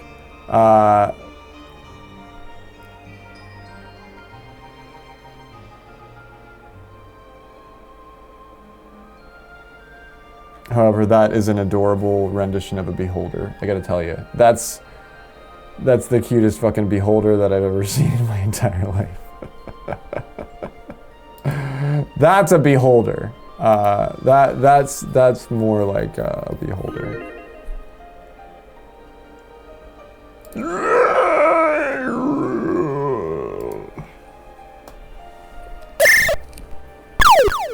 Ranked match.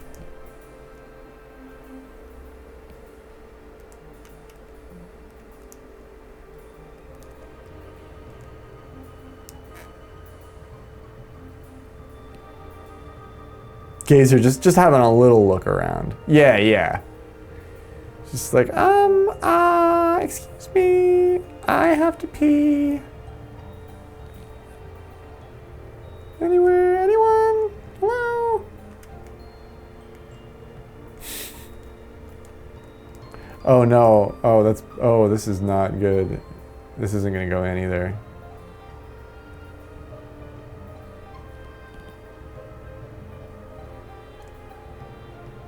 Oh. Oh man, I normally don't fuck this up, but I did. I fucked it up. I appreciate you, Ginger. Whatever you're getting into, I hope it's awesome. Man, oh, you hit the pin on the way in and the way out? Oh no, I'll par that. Tanch also went too far. God, why did we all do that? We all know better than that. Ooh, he didn't get it either. We all know better than that. Okay?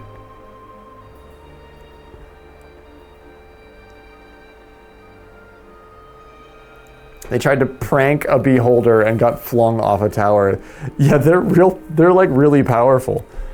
They have like fucking, well, each eye has like a different psychic power. They're OP. Frankly, they're really overpowered.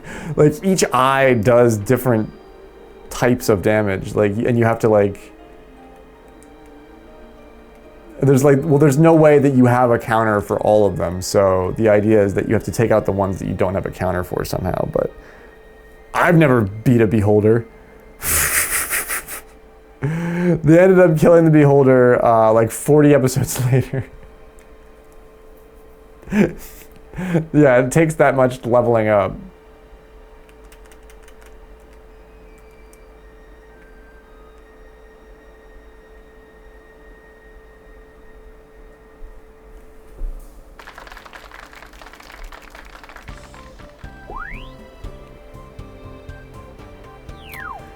My favorite fight with the Beholder is the one in the first Baldur's Gate game for the PlayStation 2. I actually really want to go back and play that game again. Because I thought that game was super cool. Nice shot. But the first, is it called Dark Alliance? I think it's called Dark Alliance. Yeah, I think that's the name of it. Yeah, I'm pretty sure you're 100% right. It's based on the 3.5 rule set, I think, which is always hilarious. This 3.5 rule set is known for being like complicated for complicated's sake. It's magical.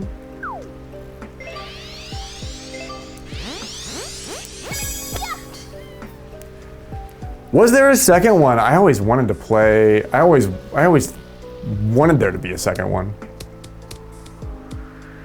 Ooh, I should have stopped that. Great. Because I remember having a lot of fun playing that game, but with the first big bad you fight, and there's like 3 in the game, is a beholder.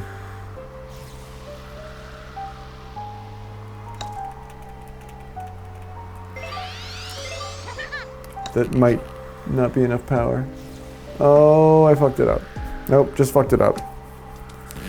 Dark Alliance 2 was good, but it fell short. I felt like the first one was such an amazing game, but it was over too quick.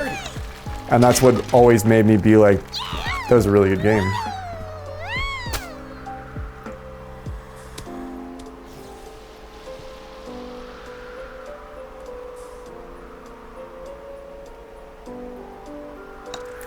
The first one was the one you start with. I feel they were probably both similar then. The first one you start in like the town, and you meet the bartender lady. That's how like, is that the first one? That's how the one I'm thinking of starts.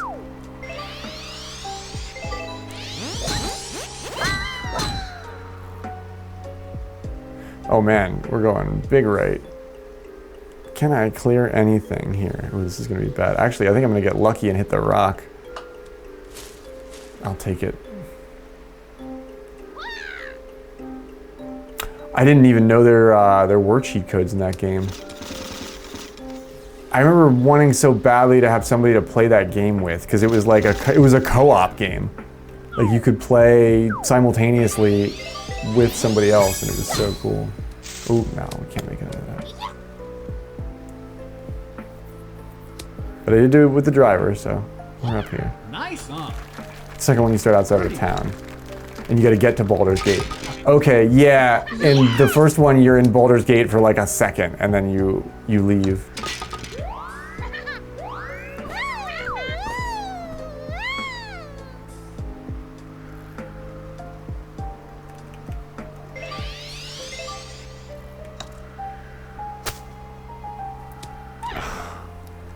This rain.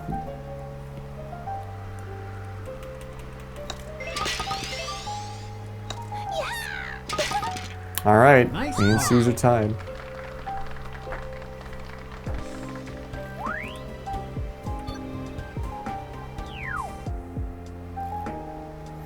Ready? I remember the first one ended, and I was like, that can't be the ending. Like, it was so open-ended. Like, you fought this, like, lizard dude, and you beat him, and then he, like, opened a portal, jumped in the portal, and the credits rolled. And you're like, man, wait, what? and I was like, this game rocked, but, like, that was the worst ending. Yeah, it's not, and I don't think it's a great game. Like, if I went back and played it, I'd probably be like, this game sucks. But I remember, like, it did a few things first, or like it did a few innovative things that you really wanted to see. I remember I played it with my mom when I was a kid, and she was like really amazed by the water. Like you go down in the rat cellar, and you like walk around in the water, and it's like it looks interesting. And when you go back and look at it, it probably looks like you're walking around in liquid mercury, but it is it was a cool effect at the time. Birdie putt. Yes!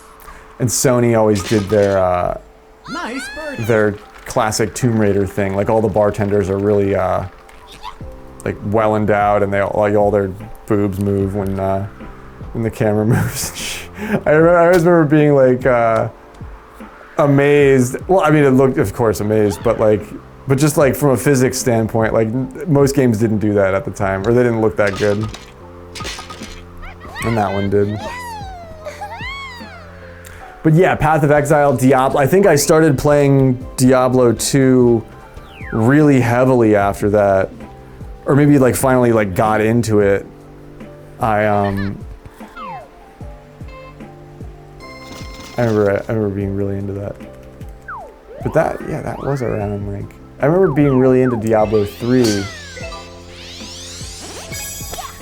And I was there when they had the real money auction house, and I remember I sold a few things for real money in Diablo 3, and I was like, holy shit, this is crazy, dude.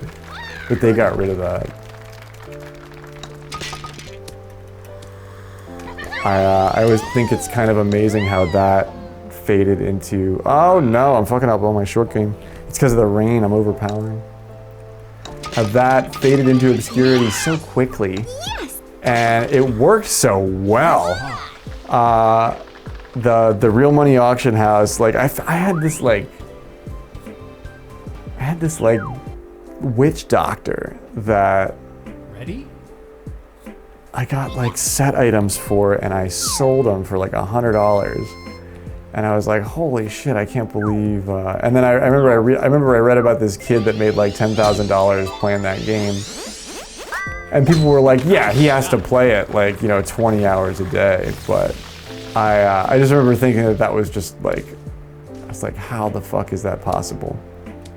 This dude is like selling items that he finds in Diablo for real money. But that's, at the time, that's what people were doing on eBay, right? Like, Like that was really common. I think that's why they did that. It's because that there was like this huge underground market of people, you know, buying and selling Diablo 2 characters online, and they tried to like get a hold of it or something. And have you played Diablo 4, Mayor Adam? Like, have you? Because I was really excited for it. I waited years for it, and I haven't downloaded it. I haven't bought it. I haven't really played it. I've watched it. I've watched Spenny play it a little bit. Nice chip.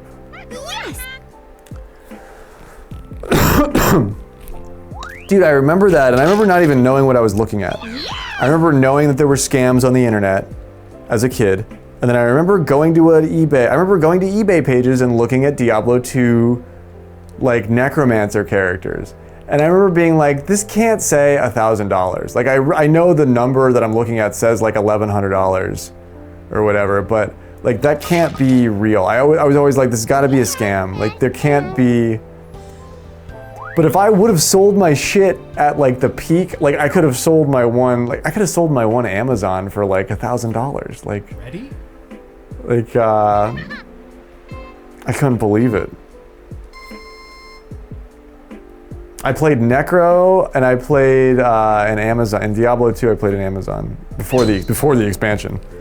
I was playing it before the expansion, which should tell you something. I remember the very first time I played that game, and I was like, and something clicked, and I was like, oh my god, this is what video games can be. And I'd never ever like looked back. Like that first dungeon, man. You know that first zombie hole in the fucking outside of Tristram, where you're just like, oh my god. And that shit was like 3D at a time when things were not 3D. Like very special.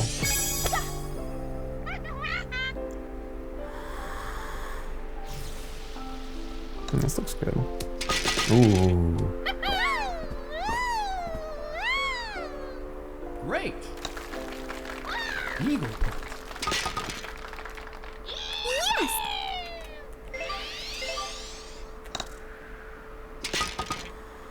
Yes! Nice eagle.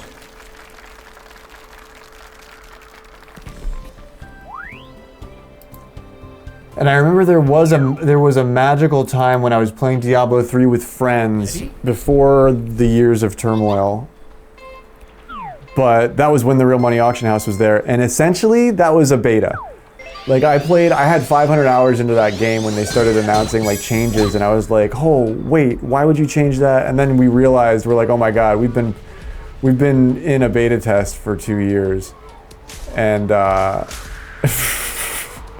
now that's over, and they're gonna like release the real game for people, which is what that Reaper of Souls was. I think it was the name of the second one, and I got that and I played through it, and then I remember being like, I liked it better the way that it was. Yeah, right. Where there's this first cave where you're in the skeletons, or you fight the fucking Yeti and you have to fight, and then you go looking for more skeletons. You like go looking around the cave and shit, and there are more to be found, and you're like, whoa. And then you get all the way through and you fight Andariel. Yes! You fight, and at the time, that could have been an entire game. You know what I mean? Like, I remember you fight Andariel the first time, and you're like, okay, I wouldn't be 100% surprised if the game, like, ended here.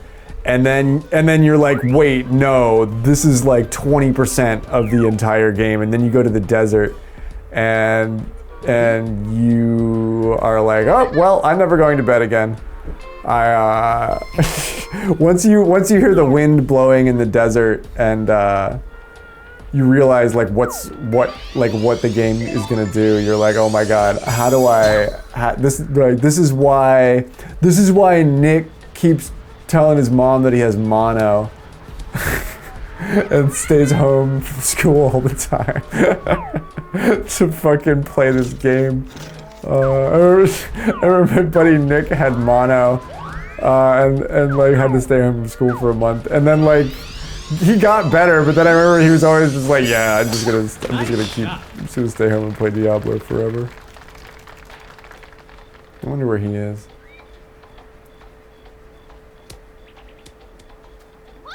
Nice, huh? But yeah, then you do that, you do the desert, and you get through, and then you go to the swamp or whatever, and you fight Mephisto. Mephisto was a pretty easy fight as it went, though. And then you go to, what, the Hells, right? How about that putt? Nice birdie.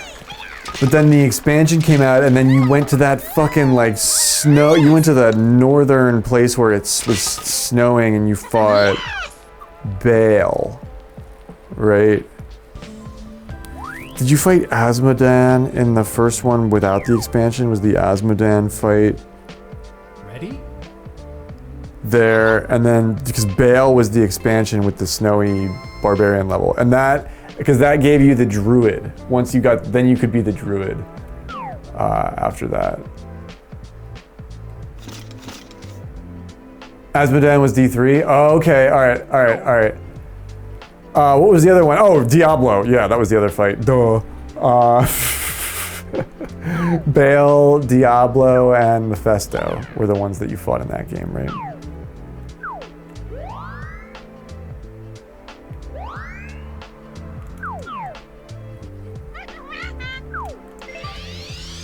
I liked D3. I don't think anybody. But yeah, so you played 4, and you had like a meh kind of thing. I'm scared that's what I'll think about it too, and that's why I never really got it. I was plus my friends that I played Diablo 3 with back in the day are now like everybody's different, man. Everybody's different. I feel like I'm the same, but I know I'm different. But man, Josh had all those kids with that dude's wife, fucking, and then he had to like, then he like essentially went on the lam. So I can't play Diablo with him anymore. I did hear from him recently. He's not dead. But then my other buddy Dave got married, like started a business, got married, does production for a living, is like really super like, he's like really like man, you're fucking put together, you're put together, dude. I feel bad. I feel like oh, go over the edge. Go! Oh no! I know, right? Oh, dude, and she started like it started when the lady was still married to her husband, and like she had the kids, and the dude thought they were his kids, and they were not. And he was raising them, and then they did it again, and I was like, Josh, you did it again? Like, it's just an unhealthy. Everything about it is so unhealthy. And then they did it again, and then the dude like got wise, and left. Nice. But there was before I knew okay. So here's the fucked up thing that I didn't even really think of until just now. Before I knew all of these dark details, I played Diablo 3 with the dude, Josh, and the guy's wife, and I was like in the Diablo 3 game, and we were. I remember. I bet he was. I bet that was going on then too. Oh my god. But yeah, they all like, we played Diablo 3 together. That's fucking crazy that we're talking about Diablo 3. I can't even. Yeah, he played a barbarian. She bossed him around a lot. It was, I remember laughing about it. Hello, Goldie. What's happening? I remember having a big laugh about it. But I guess later on in life we realized other things. But I think the lady like went like Josh is raising those kids now with the lady. The last I heard, I didn't hear from him for over a year recently, and only recently have I gotten like a proof of life. Like I've gotten like a text message that I'm pretty sure is from him. But things are, I mean, notably, things are difficult. I'm like, yeah, I guess they would be. Nice approach. But I think there's like 3 kids. You know?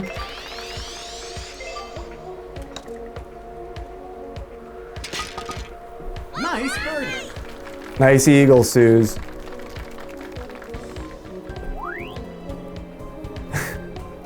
Yeah, we were like that was like me, him, and Dave. We were like the 3 amigos.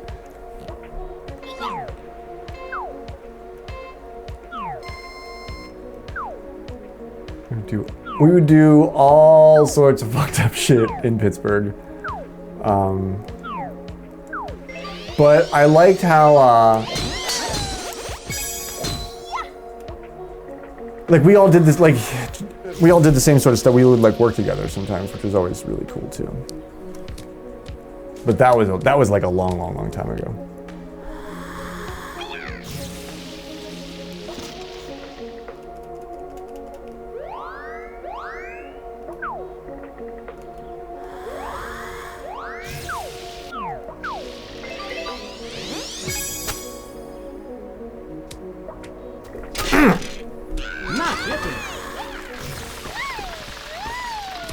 How goes the evening, Goldie? I hope you are well. That was a nice one, wasn't it?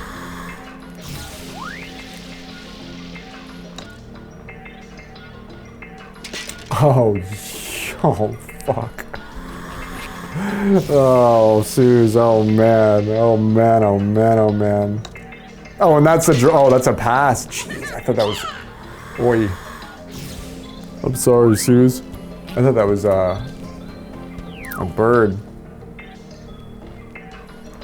Ready?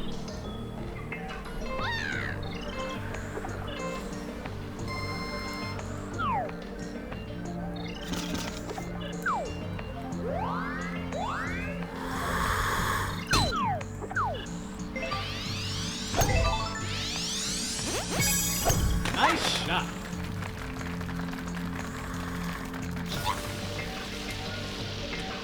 Right on. This sounds like a cool family get together. Nice on. Very cool, dude. I'm way back here.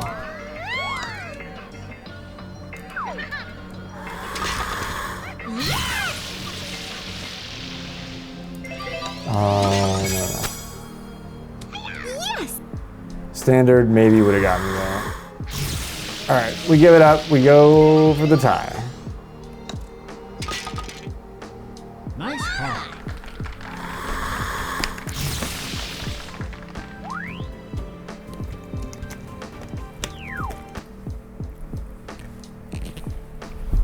Ready?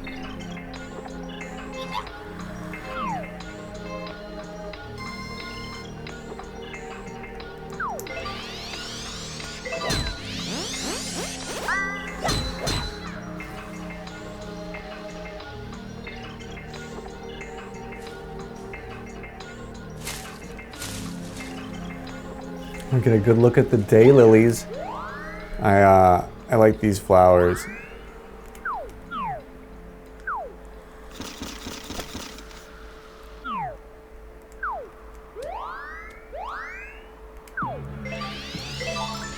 Can you read an 18-mile-an-hour crosswind? I can't. Oh, but that's not bad. Nice on. Birdie. This year might change everything. Hey, that's a good attitude, man. That's a good attitude. Nice birdie.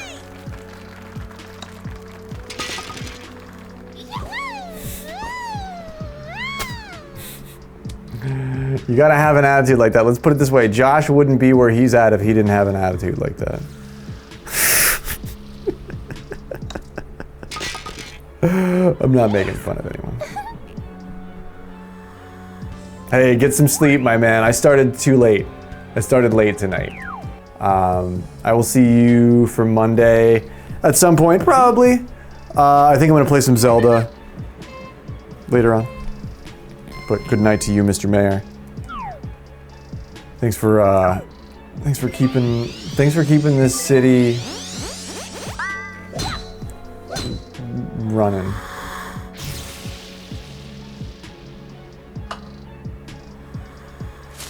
He built this city. He built this city. He's Mayor Adam. Ooh, Susan's dropping in right here. Ooh, a little bit of rock. And a roll. Rock and roll. Nice shot.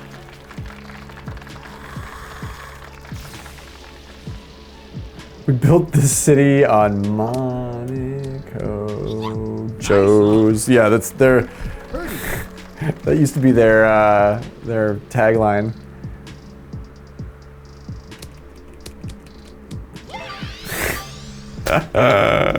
Forgot about Monaco Joe's. Ah! The birdie, the pressure. You want a hot dog? Well, it's coming from Monaco Joe's. So, I hope you have insurance.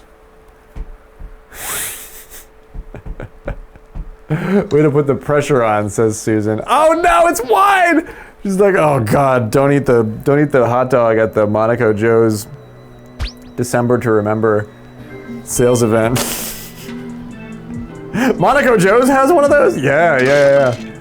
They don't sell cars, they sell week-old hot dogs. Oh no. Ready? Oh no.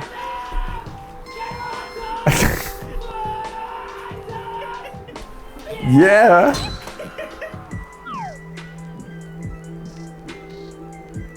Selling hot dogs. Hot dogs and trap music. Nice shot. Dude, I know what you mean, Suze. Oh, well, you might have an opportunity here because I'm smashing into the wall and now I don't have a line. Well, maybe I do.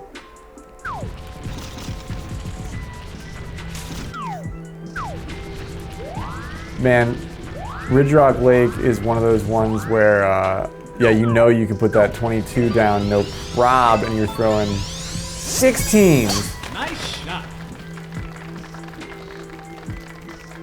Ooh, stay on the green, please. Heel. Heel. Cream of the hot dog. Soup.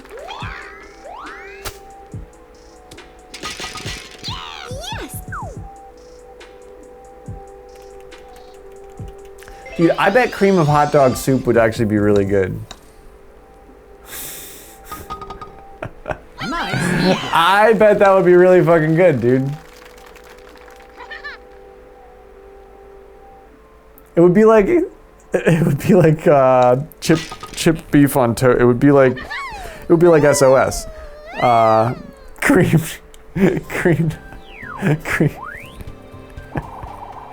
It'd be like a hot dog chowder. I can't even say that with a straight face. Dude, Ed, hot dog chowder, dude, hear me out. With the little oyster crackers. Come on, man. With the oyster crackers, you can serve it with the yellow cheese on the top. I want one. I want a bowl of hot dog, cream of hot dogs. What's going on, Ed? How are you, man? What's happening, dude? Replace it with literally any other meat, and I'm there.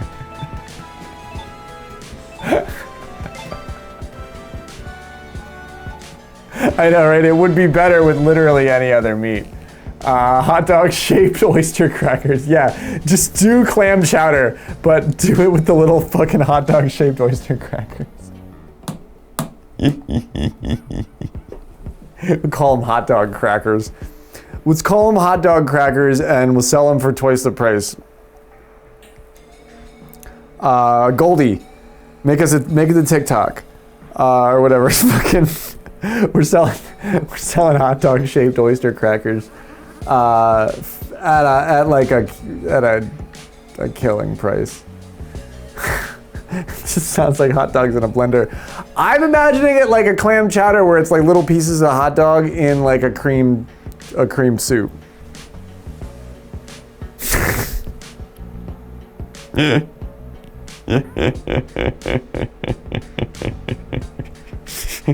It's equally funny and also like maybe delicious sounding. Like no noodles, just hot dogs and cream and like crushed black pepper, like coarse, like crushed black pepper.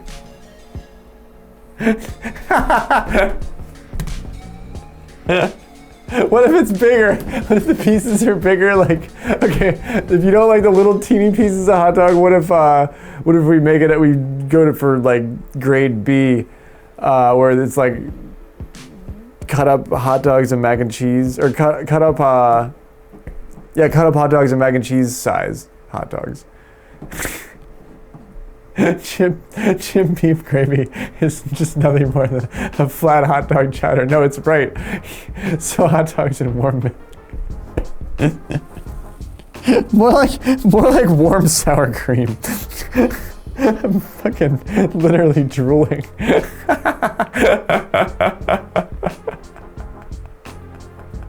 It's gotta be thick. This food item makes me hysterical. I'm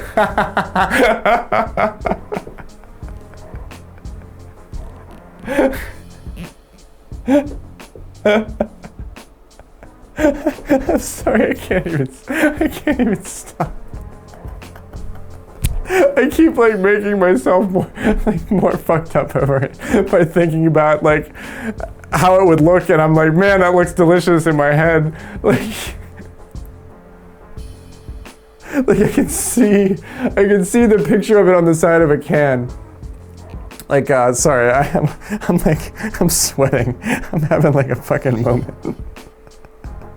Cream of the crop is like, it's not that funny. It's not that funny. I don't know why I'm like having trouble breathing over this.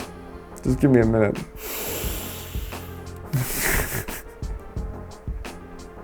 In fact, I think chip beef on toast is like better. Actually, like sometimes the chipped beef in my mind is better quality than whatever the hell I'm serving. Hot dogs should never exist. It's a glitch in the matrix that they've made it this far. Everybody pretending to like hot dogs. It's like, they're hot and ready. It's the same reason that Little Caesars persists.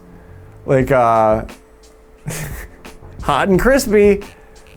Like nowhere in that does it say anything about being good. Like we've discovered that if we add salt and MSG together, it produces an item that we want to eat, and it's very strange. It's because I understand even if I'm not from PA. Yeah, well, you were in the Navy. Isn't that like ubiquitous? Isn't shit on a shingle like literally like, do they serve that 3 days a week in the Navy?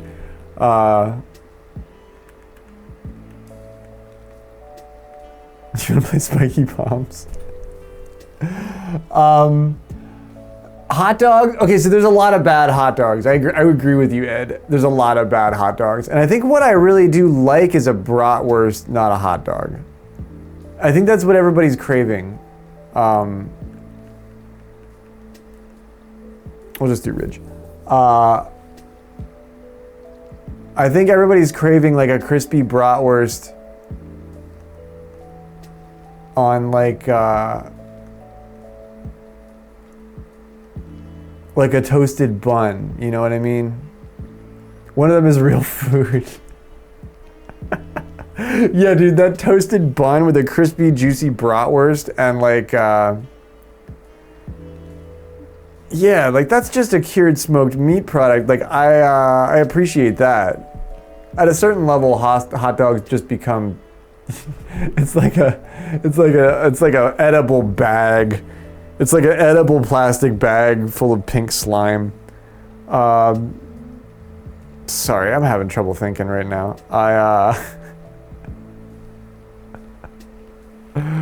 Oh man, yeah, I got a hankering for. Yeah, dude, I really want something like hot and crispy with like a salty meat product. I really, really want that. Like a corned beef hash would do. Or like those little sausage patties from McDonald's. Those things were really good. Those are essentially hot dogs, though. Nice shot.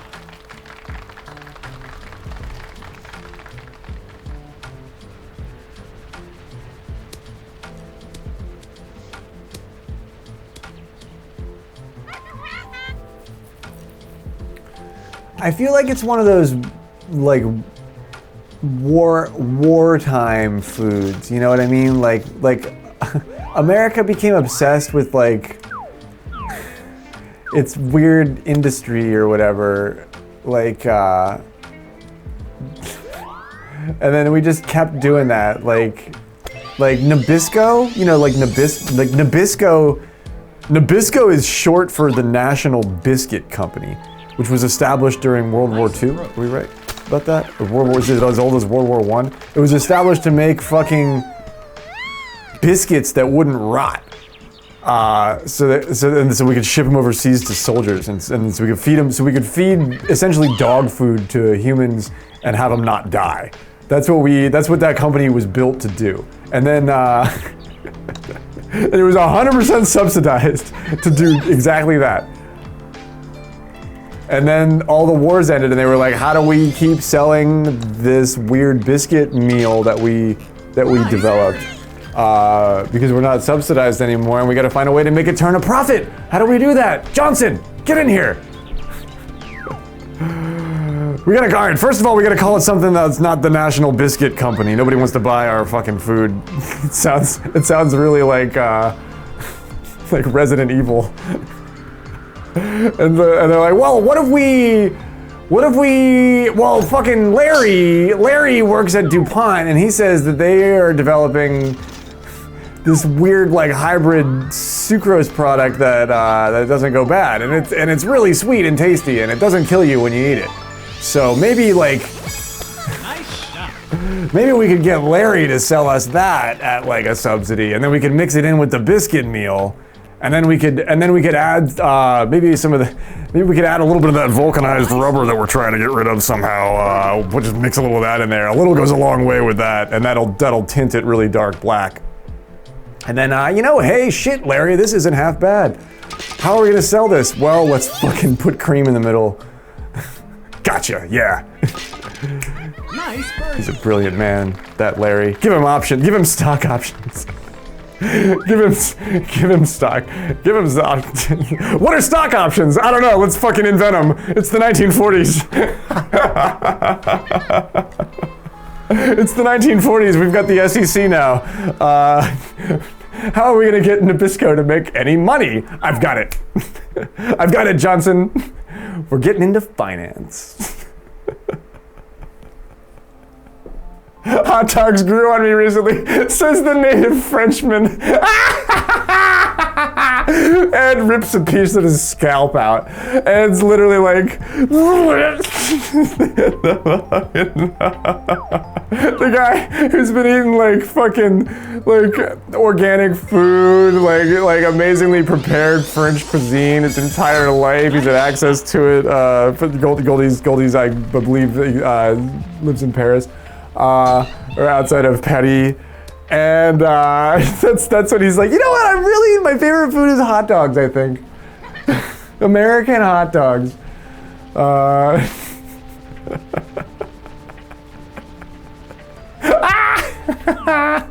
That's right, scalp dogs. They didn't take off the way that Oreos did. But Nabisco knows that when you want to make an omelet, you're gonna fucking break a couple eggs here. See, this is when everything goes wrong for me, and I have to just take a shot to reset.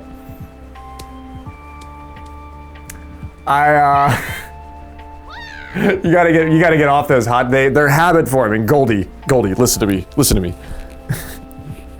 Everything at the Dollar General is addictive. everything there is habit forming. Okay, I want you to understand this.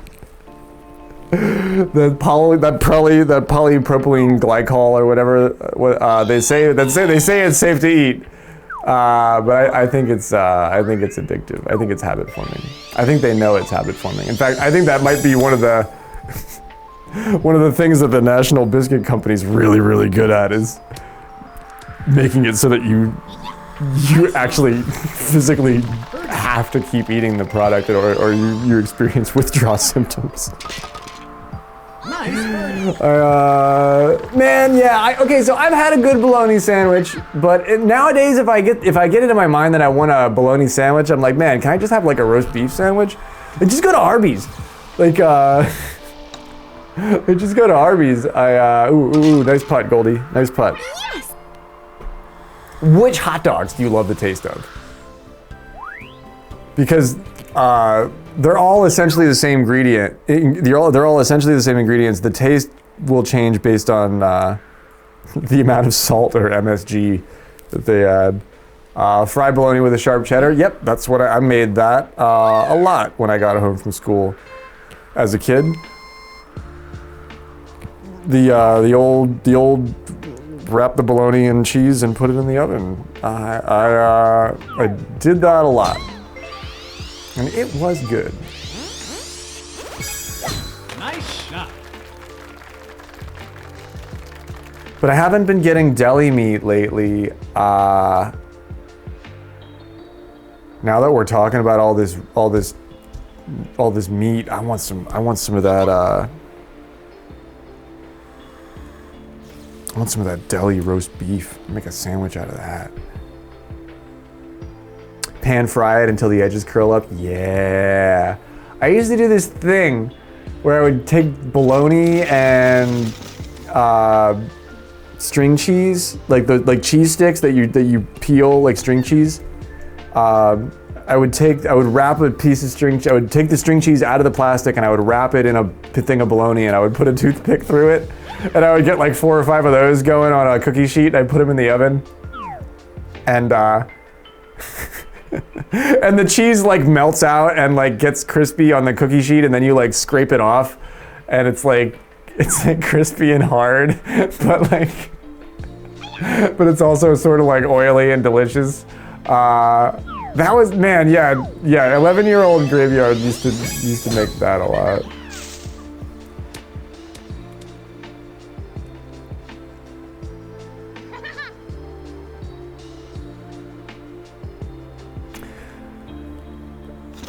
But yeah, most bologna is not, like, at a certain level, like, you don't, like, bologna is, I don't know if it's something you want to be putting into your body, you know, like, I think there's a lot of things in bologna that we now call forever chemicals. Nice call. Yes. A sausage with mustard and ketchup.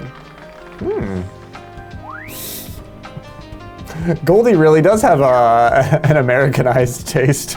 Ready?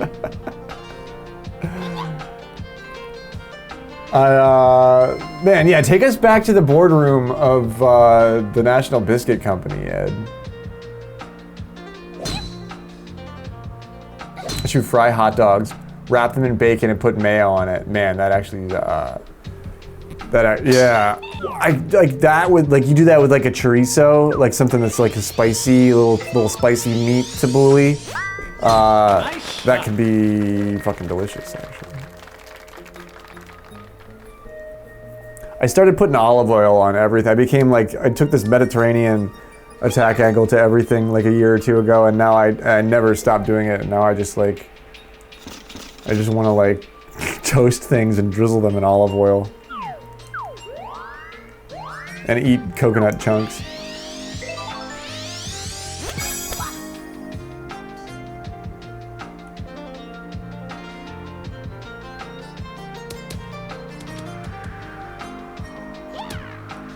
Nice on. Birdie putt. Okay, I'm not having a great start here. Nice birdie. Yes.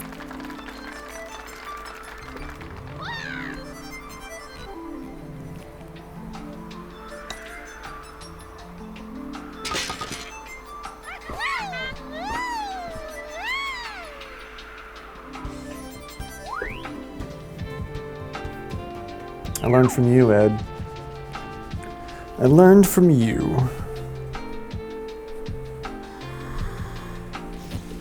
Oh yeah, you chip a lot. You putt pretty well though. Ready?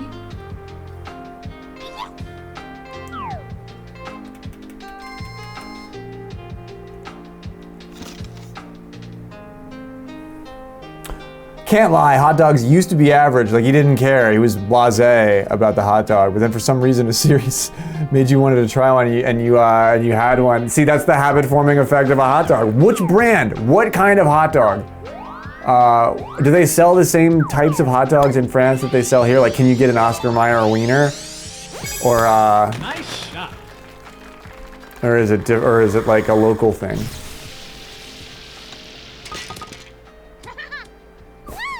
If you can get Kunstler.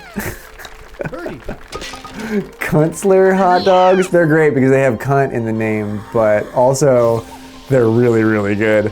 I remember those being my favorite, like local brand Pennsylvania Dutch hot dogs. Yes. The Kunstler dogs and the Kunstler bacon was always really good too, but I think that might be hyper local. Nice birdie.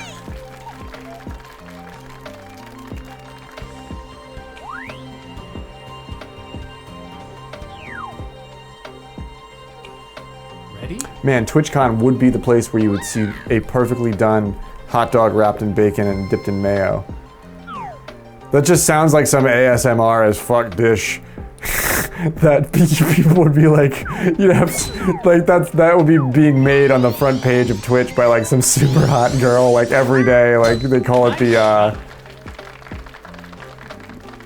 don't know what they call it. Oh no, uh-oh. See, I wanted to take this, I wanted to go around the outside. I'll call this one the M&M. I call this one the Marshall Mathers, where we go around the outside. That's actually not what I want to do at all.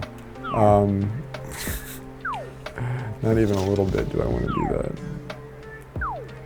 You know what I really want to do is I want to bounce it off the rock. That's what I really want to do. Ed, this is gonna work, right? The same woman won $1 million on a scratch-off ticket last year. Wait, like she won, and then she won again? I'd buy one of her hot dogs. All right, you didn't think I was going for the double bounce into the sand pit, did you?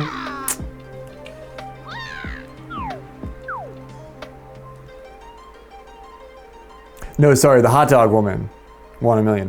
Who's the hot dog woman? You have a local brand called Kawasaki.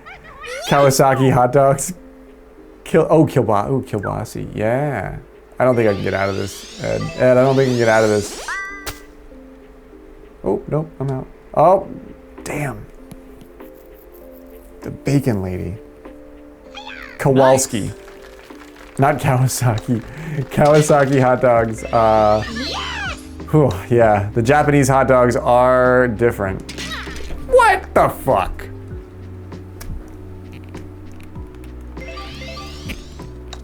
Kowalski. Bogey.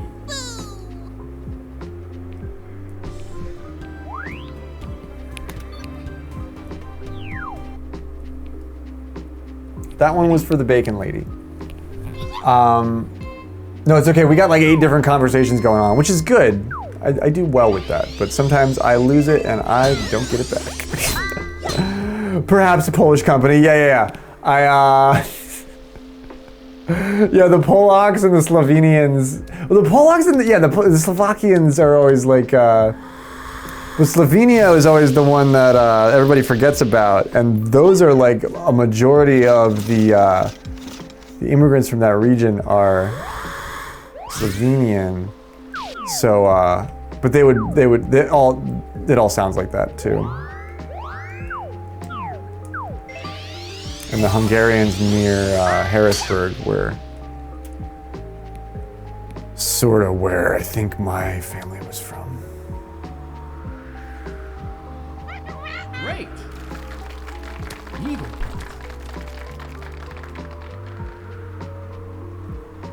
I think I should have put more power on it, Ed. I didn't want to like cream it, but I think if I was going to do that, I should have put it more direct and just put more power on it. I didn't really anticipate it curving the snake, so to speak.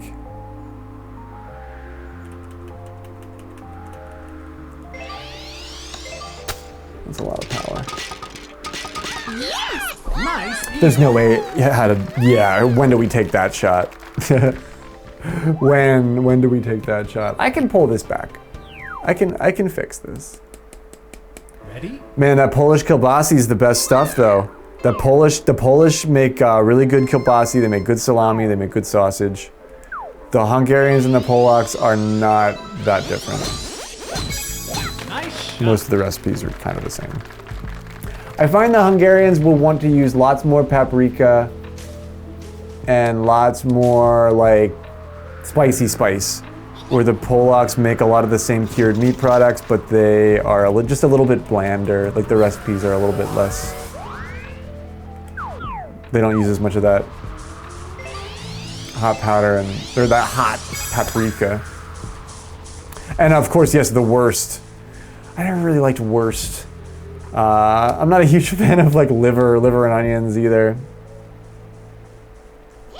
Nice. Wurst. Yeah, like the knocked wurst. Oh, fucking. Not really my thing. Nice birdie. That was a nice shot. I'll agree with you on that, Ed. I like that one. Oh shit, Wiggler's pissed.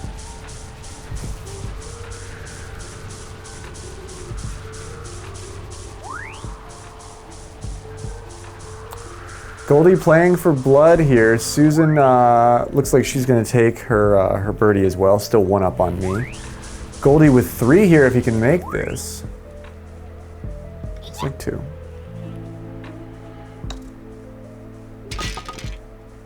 Yes! Liverwurst on crackers. Okay. What's that? So ooh, really close, Tange. That was Tange, right? Liverwurst on crackers. Yeah, not really my thing. I'll go like summer sausage. It's like a pate. Yeah, I know what you mean. Welcome back. I'll go as far as the summer sausage or like the, but that stuff, even that, you slice that. That's not a pate. But yeah, some of the cat foodie stuff, I start to like, and I like sauerkraut. I like the vinegar stuff. I like those sour heads or whatever. They're powerful, but sometimes what like the, yeah, that like, what's another thing that they make out of the, it's like, yeah, it's served in like tube form, but it's real like, it's soft, it's gross. It's like a pate, yeah, it's a pate. There's a bunch of, yeah, I don't really like those that much.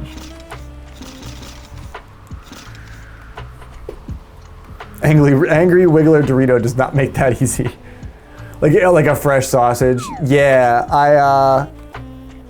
I very much want, like, the fresh stuff, we were always smoking. When I was a kid and I was participating in it, I only ever made the stuff when I was really young. Like when they were like mixing it all up in the bathtub and like put it in the fucking grinder. Nice shot. But I never liked the fresh stuff. I would always want the smoked, like I would always want it smoked. And you have to, it's really squishy, it smells bad. Nice. Yeah, I want that, because the way they harden that up is by smoking it. like in the old country.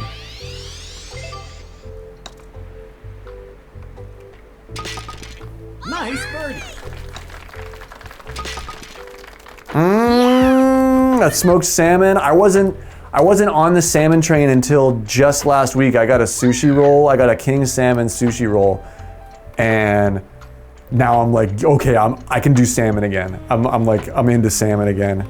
It was a spicy salmon with kiwi, and I was like, yo, this is the best thing I've had in ages.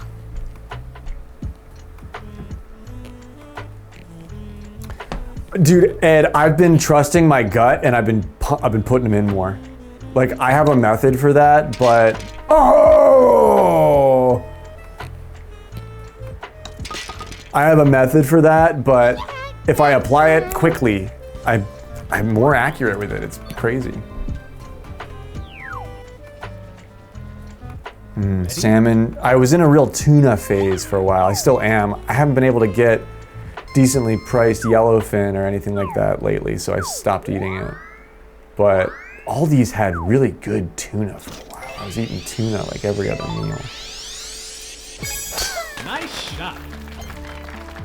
But I guess that's got a lot of mercury in it.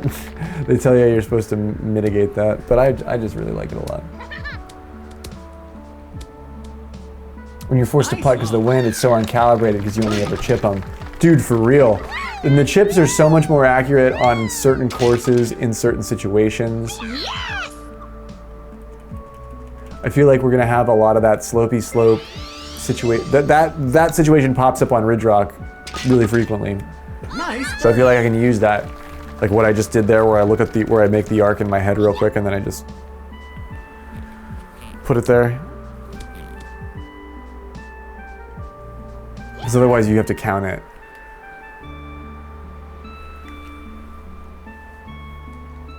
Which 4-bar character should Ginger go for next? Boo. Nice putt, Goldie. Yes!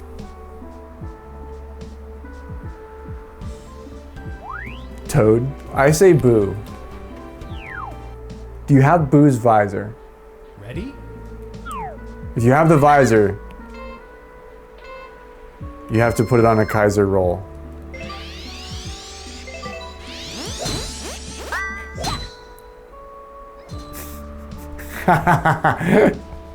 Yeah, are you playing any speed golf?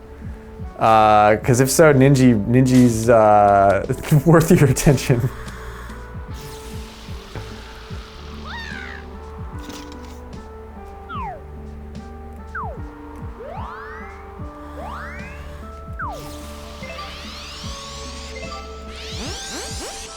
Is Oscar Mayer like the equivalent of the National Biscuit Company? We never finished having that conversation. Like, what's the? Because I feel like hot dog. I feel like Ed is not wrong. Like, hot dogs are sort of nationalized, but I don't exactly know how that food item is the way that I understand. Like, you know, how an Oreo is essentially part of a K ration. Keep going, baby. Go, go, go, go, go, go, go. What the? Excellent.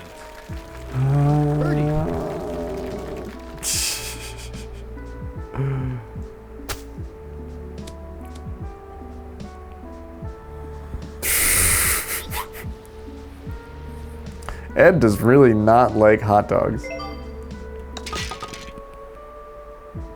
Nice birdie.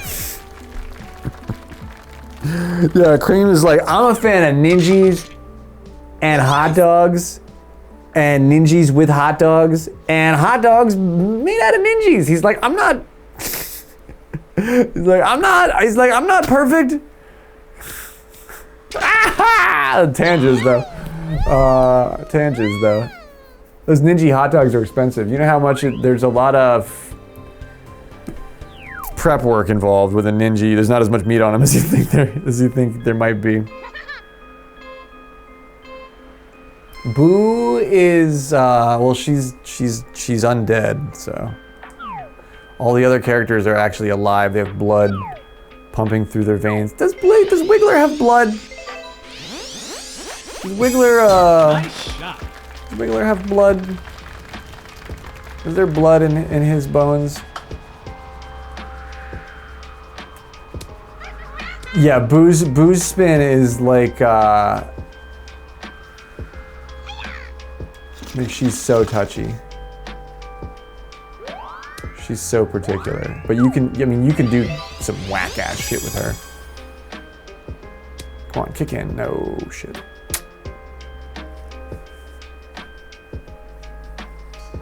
Nice approach. Birdie putt. Yeah, one arrow with Boo is like you kind of can't. Oh, what the fuck? Damn it, Susan is cruising.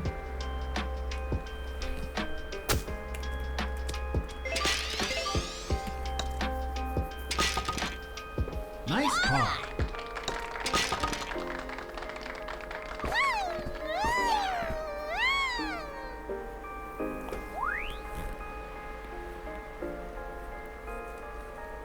I wonder how they adjust it. I mean, there's a variable that controls a number of different features in the game, and they probably just change it based on how things are. Nice shot. How things are for each character, but it might not be even that easy. Like, they might just change a bunch of factors for the character and call it and be like, that's all right, now that's 10 spin, you know?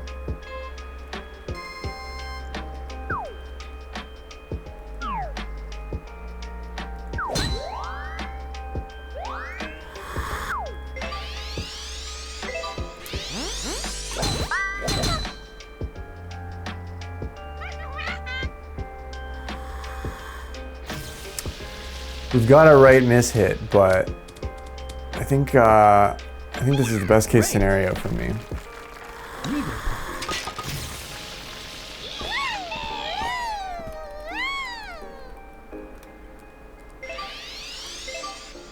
I just want to cut the edge of this slope off. Yeah, I didn't want to full plant Nice that. eagle.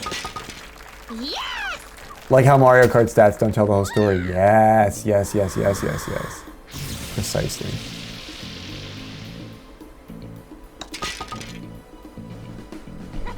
Yes! Where am I going to get 4 strokes from, man?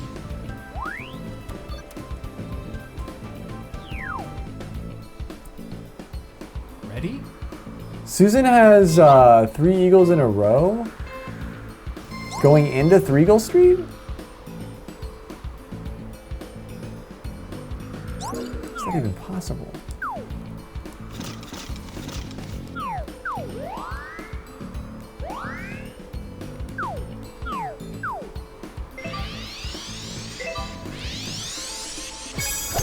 Nice shot. Do you think it's because Boo's supposed to be spooky?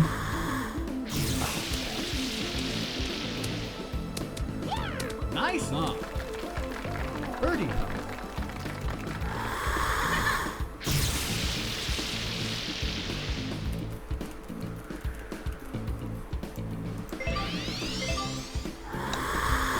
He's the tricky archetype.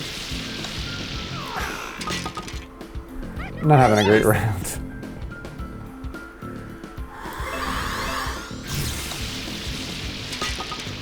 Yeah. That was my Boo.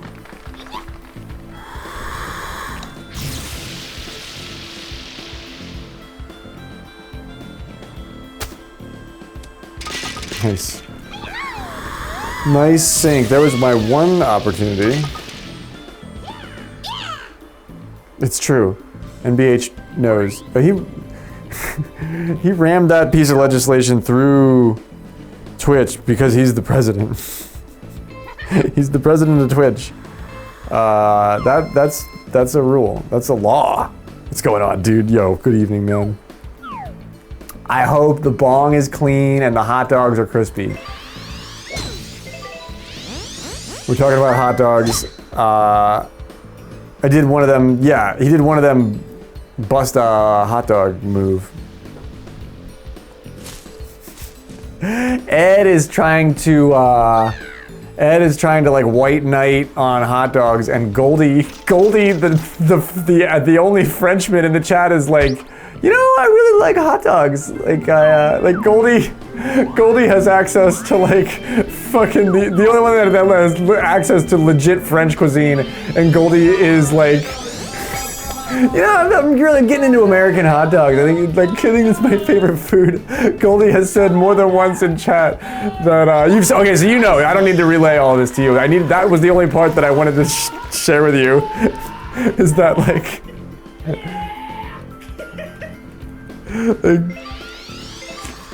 Goldie carrying the torch for hot dogs is the funniest thing to me. Oh shit! Oh no! Oh, Susan's back there too? What do you guys do? Oh yeah. What did you fucking guys do? This isn't good. What an out.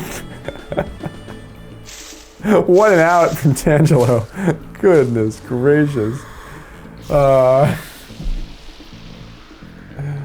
Okay, so I am, I'm stretching, I'm putting the gauntlets on. Like, I'm training you with the weights on. That's why I put the back tees up. Goldie's gonna get it.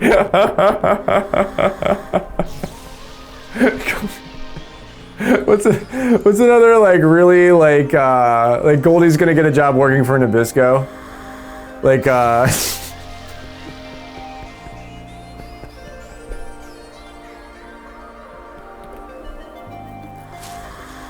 please, you should. I mean, there's like, I didn't get an invite yet, or I didn't get a cabinet pick yet, but I'm really hoping for like a comptroller pick. Because NBH, I mean, he's the president. I mean, he has actual responsibility. I want to be like the comptroller of Twitch. Like, I want to be like if you're trying to put a shed somewhere and you need to know who to bribe. Like that, I want to be that guy, but I don't want to actually have legislative responsibilities. I want to be like the HOA secretary of Twitch. Like like my job description is so like vague and obscure that yeah title only, more title only. And like if you need me to actually like get into the office and do something, like you have to send me an apple pie with like an envelope with $500 cash like in the little margin, like like I am a full on like corrupt local official. I really like my political career. I'm really aiming for a corrupt local official. It's really Secretary of Pie. Yeah, well, Secretary of Pie, I believe, is like actually he knows something about the legal environment in which he swims. I don't know if I want to challenge him. Yeah, if he finds it, let's put it this way: if the Secretary of Pie finds out that I'm out here taking bribes, like I might have to answer for some of these crimes. I might have to bribe him with a pie. I might have to share all these apple pies that I've been fucking taking bribes on. No! There it is. There's the Secretary of Pie. There it is. He makes his fucking presence known. He's like, I don't put up with this corruption bullshit.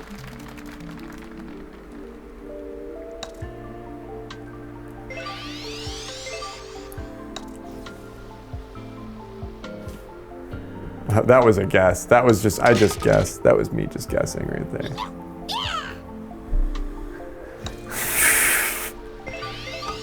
Taking bribes? Well, we're gonna have to start taking bribes, dude. After we all in on cream of hot dog soup, and it just didn't pan out. I think we're gonna have to get back on our feet somehow. Ready? He started taking bribes. Where did it all go wrong, Graveyard? Well, about at cream of hot dog soup. In the deposition, when the president of Twitch is doing the deposition and interrogating me. It's like, well, it felt like it started going wrong at the cream of hot dog soup part. God, Susan, we both fucked that up so bad, but we met it on the fairway. Somebody scrambled my cream of hot dog soup. Can we put eggs in it? I mean, at this point, why not? Like, what can't you put in that? Cream of hot dogs. What am I thinking that it's like? What am I thinking of that it's like? What am I am I imagining hot bacon dressing? I think I'm imagining hot bacon dressing. And I'm thinking that it would be like if you took the tang factor down a little bit and made it into added some herbs, that you could just make it into a soup. And instead of bacon, you just use hot dogs. And you call it cream of hot dog soup.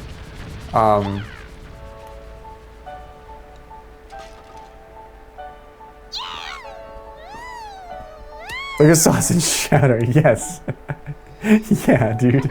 Yeah, like, not like the Zuppa Toscana at Olive Garden.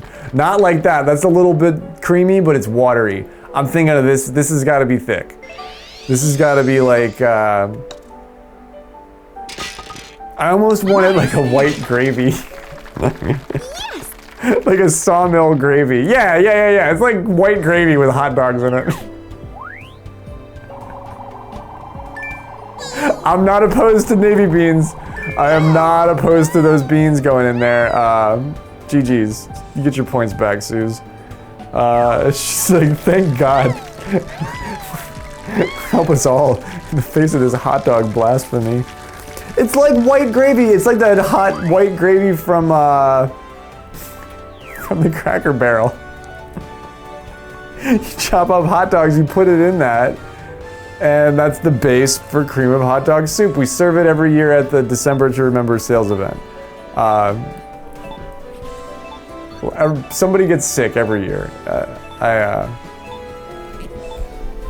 It's like hot dogs and baked beans. It's like cream of hot dogs in baked beans. It's sort of what I'm imagining, with a little bit less of the bean juice. Because that's too sweet. You can't add that to a cream soup. It's got sugar in it. It's gonna be gross.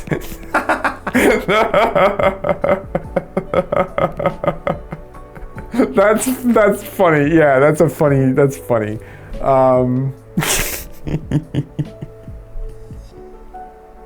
Yeah, exactly. Name a food that has a tolerance for how much human DNA it's allowed to contain. This is published by the FDA. I guarantee that's a fucking thing.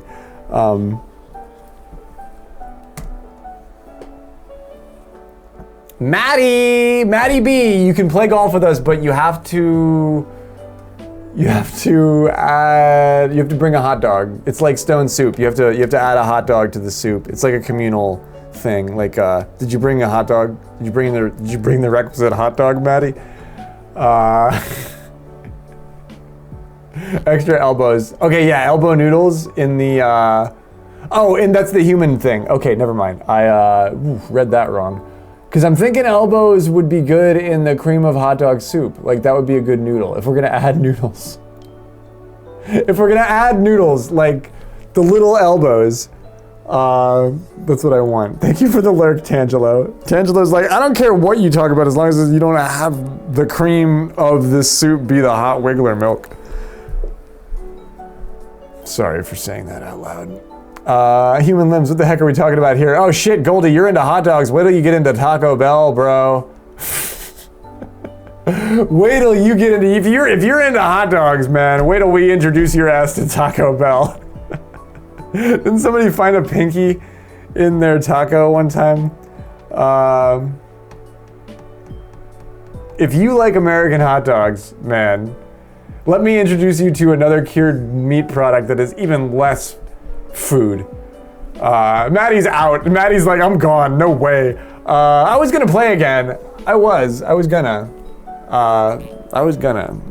Maddie, come back, Maddie. Okay, all right.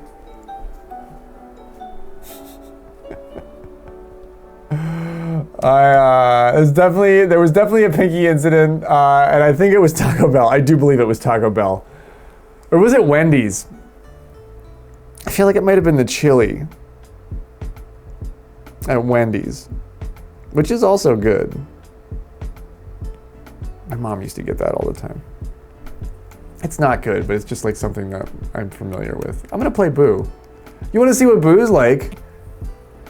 It might have been that Wendy's chili. Why does that stick out in my head, Ed? That Wendy's chili. I think it was that Wendy's chili. Yeah. All right, give me a Ridge Rock with Boo. Maddie has single star clubs. Okay, let's play. We can get Wendy's chili at the grocery store now. Yeah. I'm gonna go back in case he wants to get. He doesn't have. Oh, he's just playing Bowser.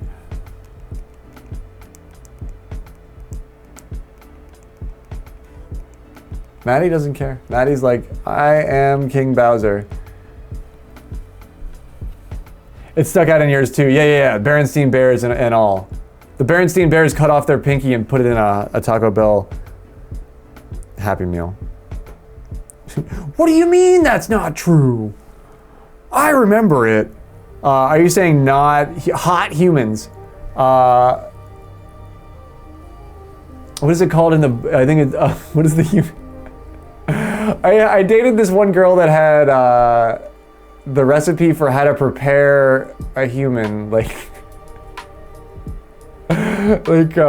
She was weird. She was really weird. There's like drawings. There's like old Baroque drawings from like the butcher shop and shit. It's fucked up, dude. It's standard teas, right? Standard strongest.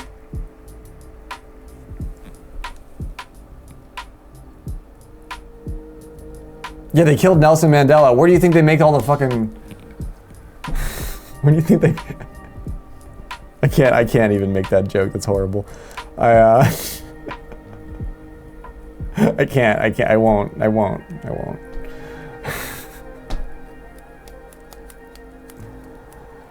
Good luck to you, Goldie.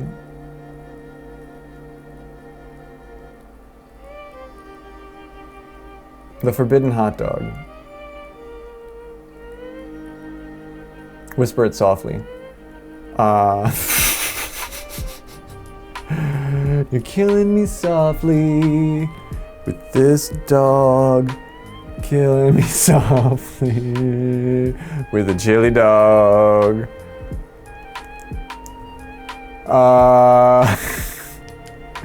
With a chili dog. Have you ever had a chili dog, Goldie?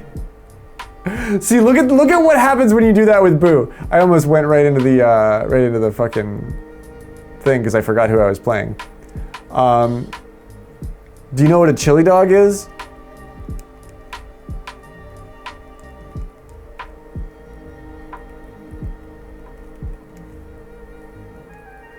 Do you know who John Mellencamp is?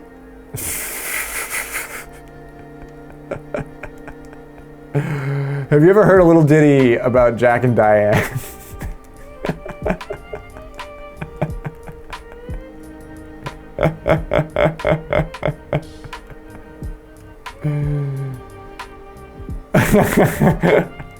Dude, fucking no lie, I would shithouse two chili dogs and an order of pierogies and some crinkle cut fries and a root beer. God, I would make that disappear in like 4 minutes flat right now. You understood that reference, thank you. Sucking on a chili dog, sucking on a chili dog. I recently heard that for the first time. The guy that he did Jack and Diane, but every time he gets to the part where he says sucking on a chili dog, everything else after that is sucking on a chili dog. It's like kind of hard to listen to actually, but I did it. I did it for chili dog, for hot dog's sake. You had chili dog and onion rings yesterday. Fucking A, dude. I'm so jealous of you, but we're friends, so I'm like, it's like cool. Like it's like a cool jealousy. Man, I'm going to the fucking hot dog shop this week. I'm gonna bribe my my grocery partner into going to the hot dog shop this week. I'm gonna get pierogies and chili dogs.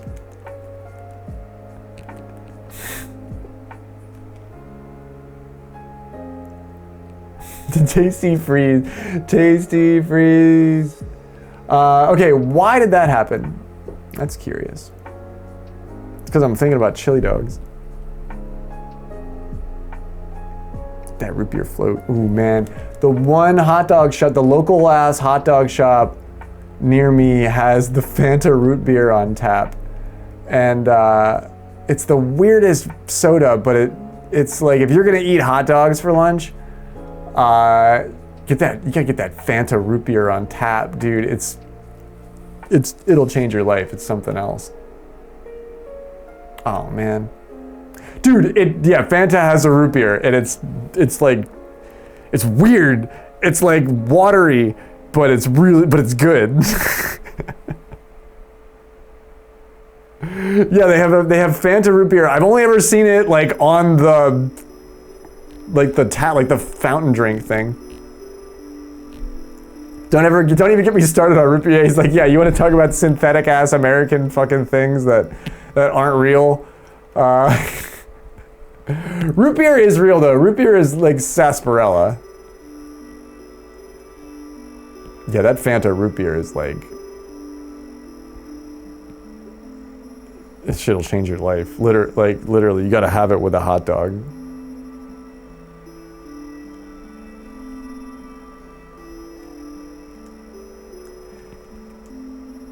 It's so synthetic tasting, but somehow it's like good.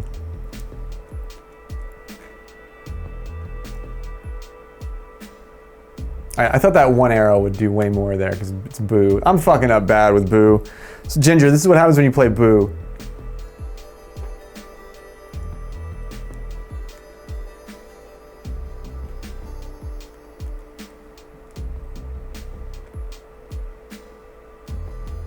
Why did it go all the way over there? Oh no. You generally support an authoritarian soda ban. Soda is pretty good. There's a reason why it took over.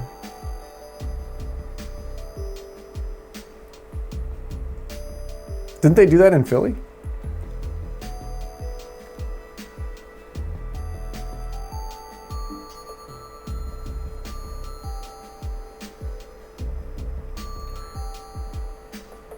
You have to specify, like soda, because I drink a lot of like carbonated water, but it doesn't have any sugar in it. Like, would that count?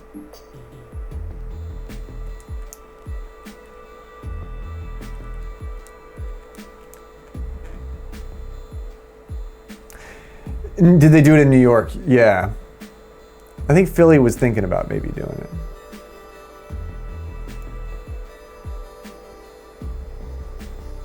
Fanta root beer was discontinued in the US, but apparently it's still running around in Canada. No way. When did they discontinue it? Probably like a while ago.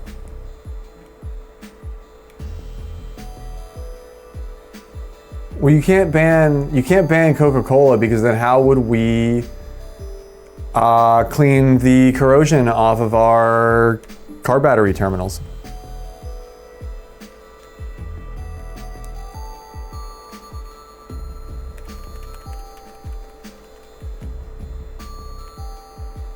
Diet sodas are fine. Oh my god. Now we know that he's memeing. All right, I suck. I suck all of a sudden. Can't play this game.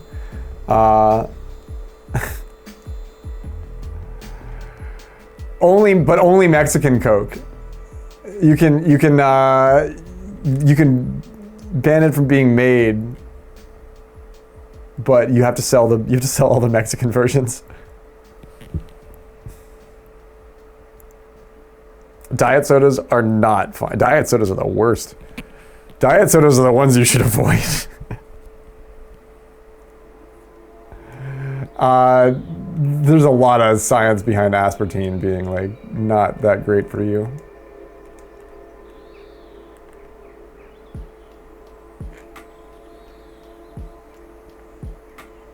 Phased out for Barks, and then Coke acquired him in the mid-90s. Got you. Maybe they just still have the sticker on the thing. I want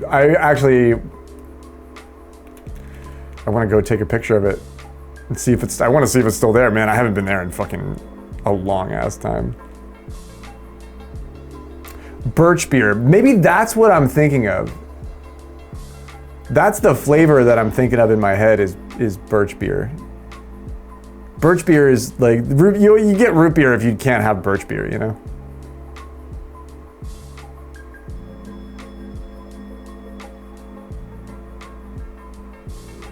Thank you for the summary, Goldie, which is definitely like what I do at the end of the day. Definitely my my MO these days.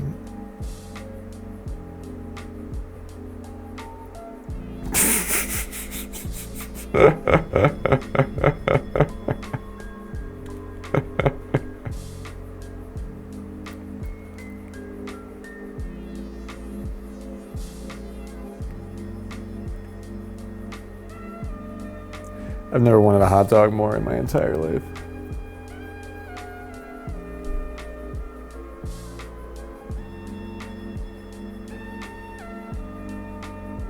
Five times a week.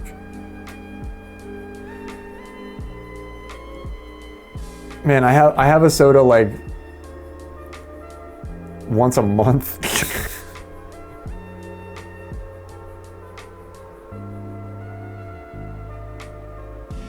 Nice chip, dude.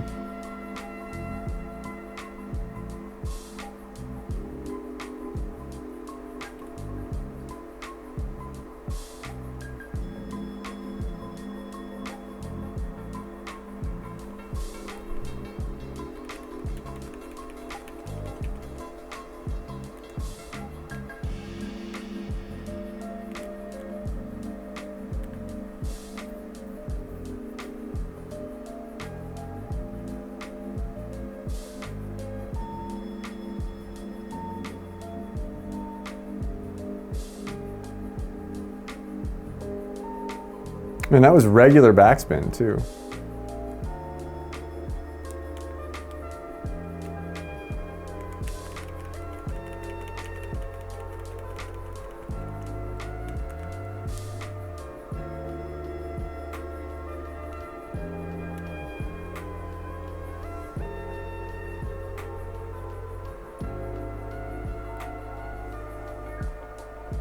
I feel like it's just like like my mom used to just buy cases of soda and have it in the house, and like that's all me and my sister drank because it was there, you know what I mean?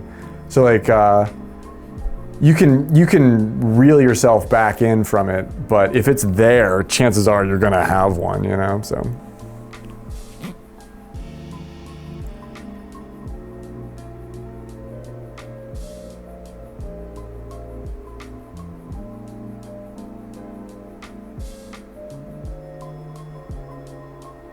He just passed away too. I remember watching that documentary. The McDonald's food in that documentary was so cheap, like cost-wise compared to what it is today. That's, I think, the most incredible. Yeah, he recently passed away. He was not. He was not that old.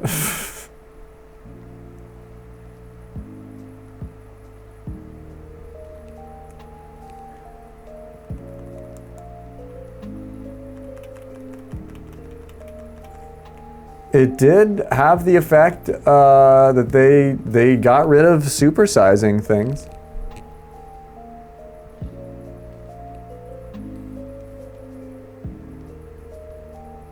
Because wasn't that was the point of the whole documentary? Like he had to say it. Like he had to, whenever he ordered something there, he had to say, "Supersize me." That was the idea that, and they would just give him so much food. here's the thing. I think any food item that you add lots and lots of salt to, and you don't drink enough water, and like anything like that can be bad for you. It doesn't have to necessarily be made by McDonald's. You could make something yourself that was equally bad, you know?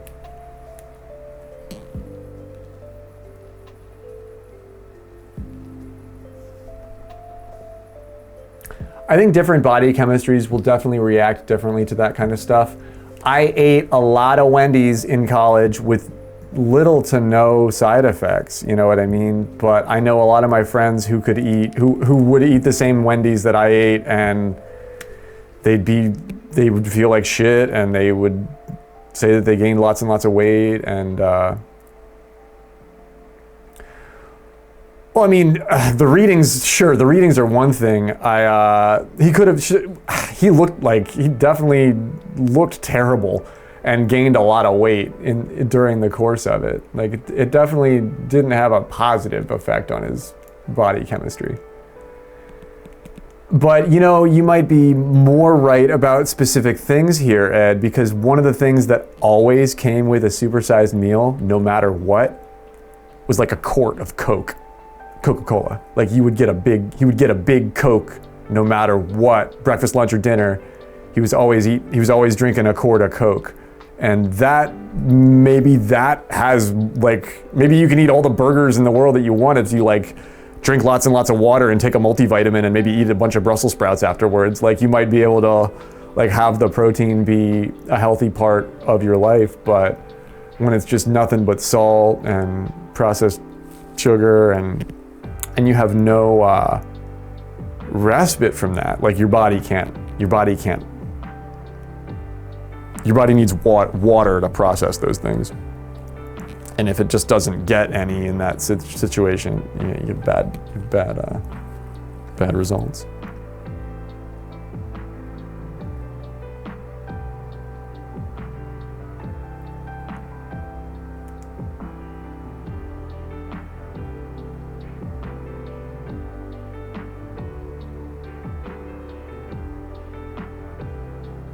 Nice butt.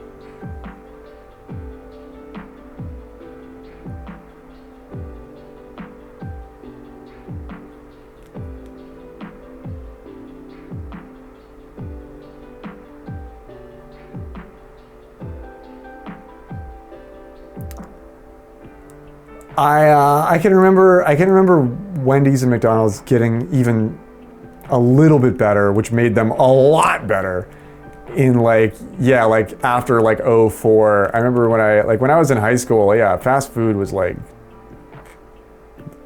it was really cheap.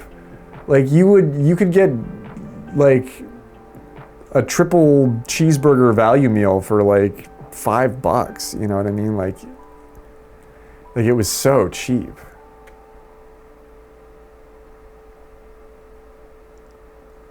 I think that's just a palate thing too, is that like sweet carbonated things like soda go really good with crunchy, salty things. Like our palate really likes to combine those two things. Like our brain likes those things. So it's a match made in heaven for fast food. You can get like 8 McChickens for $8, right? That's like 4 days of food, for real. If you could keep McDonald's and heat it up without it smelling like a dumpster, I would say, yeah. That's you always notice that. That's one of the things that always makes me be like, maybe I shouldn't be eating this. Is that like, you ever try and keep that stuff around and reheat it? It's like, it's gross.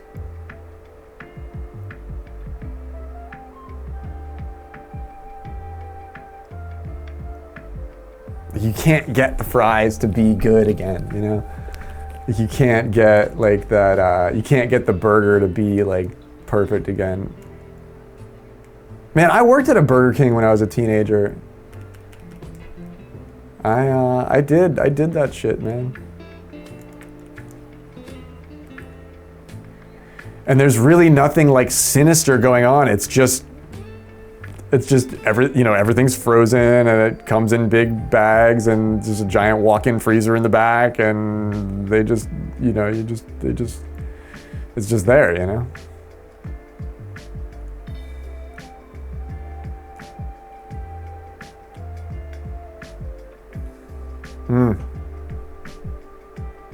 This is, I'm not really paying attention this round. I am hungry though. I am hungry. I really, really, really wish I had some French fries. Maybe a Coke. You know what? I wish I had some French fries and a Coke and some Oreos. All at the same time. Yo, Witty, what's going on, dude? Right? Oh my gosh. I should make French fries. I should just make them. I'm making everything else from scratch these days. I should just chop up some potatoes and put a bunch of salt on them and bake them.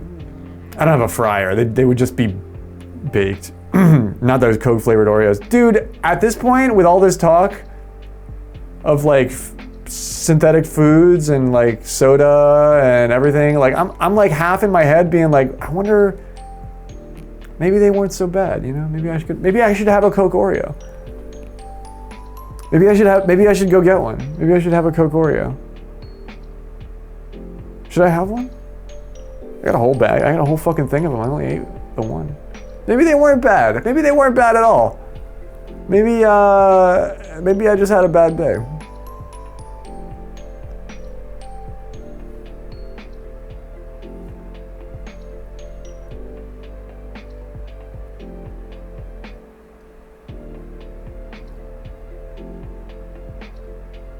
I was gonna play Boo to like do some demonstration thing, and then I just never even started talking about that. We just started talking about hot dogs. Janella and baked beans. Janella, you're here at the perfect time. Please bring some baked beans to this conversation. It is nothing but smoked meats and Coca-Cola. Yo, thanks for the raid. Welcome in, Raiders. Janella, it's so good to see you. Hello, hello. Good evening to you. Craig Kelly, hey, what's happening? And Wilma's here. Ms. Wilma, hello, hello. It's so good to see you. I am starving. All I can think about is hot dogs.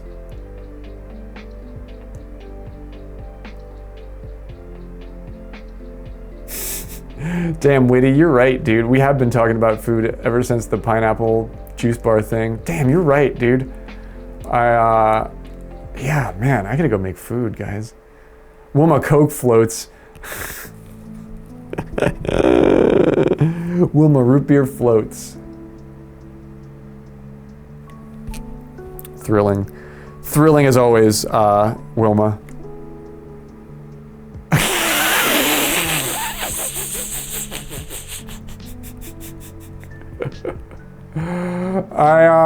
Did she make you baked beans?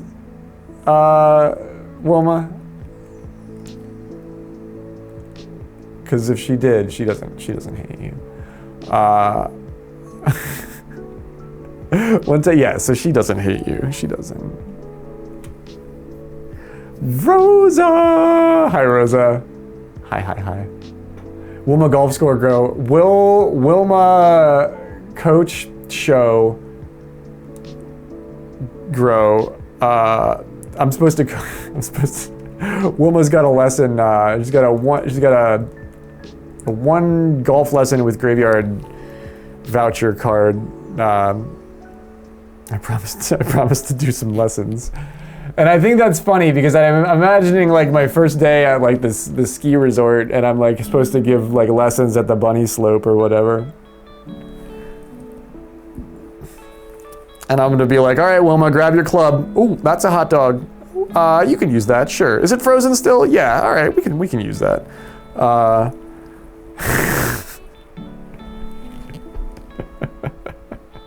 What do you think? All right, cream of hot dog soup, yay or nay?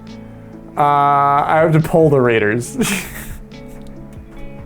If somebody is like on special today, we have cream of hot dog soup. Are you ordering a cup? Or are you getting up and leaving the restaurant? Oh no, see, this is what Boo does. Boo actually, see, this is why you can't shape with Boo. This is a good example. All right, this is demonstration, coaching time. If you're gonna play Boo, you have to not be, you have to not do what I do. Sometimes it don't be like it do, but it boo. But it boo. I don't know, that's a little bit of a stretch. Sorry. Personally, Cray is out. Yeah, I don't blame you. I don't blame you. Nobody would. Man, I almost fixed that. Ugh.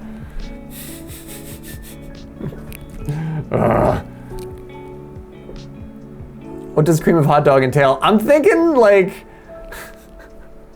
it's like a chowder. Damn, Susan did it, making me look bad. It's like a clam chowder, but with hot dogs. And there could be little teeny carrots in it too, but like, it's like a thick white cream base with little pieces of hot dog in it. With mustard on top, yeah. Okay, and like maybe greens. Like I'm thinking like some greens, some parsley sprinkled on top. With oyster crackers. You would serve this with fucking oyster crackers.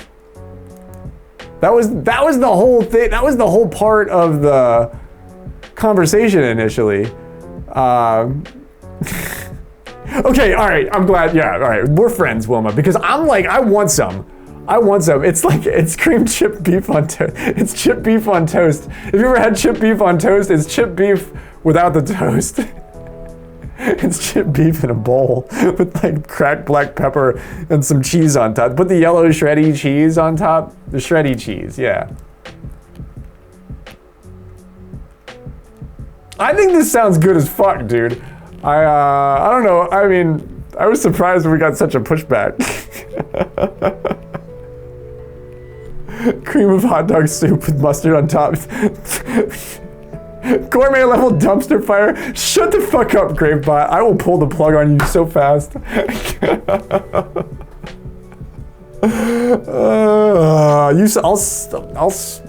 don't even want to talk to you, Gravebot.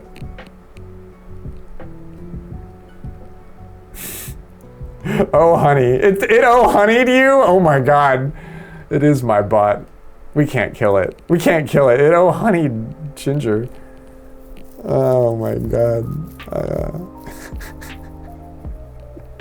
It's the pushback. Ed, yeah, Ed is like, Ed started this whole thing saying how he thought hot dogs should be illegal, and then Goldie, who lives in France, has access to French cuisine day in and day out, is like, you know what? I really think hot dogs are my favorite food.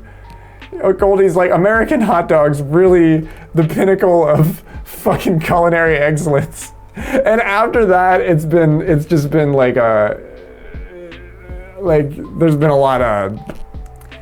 been some push and shove, to say the least.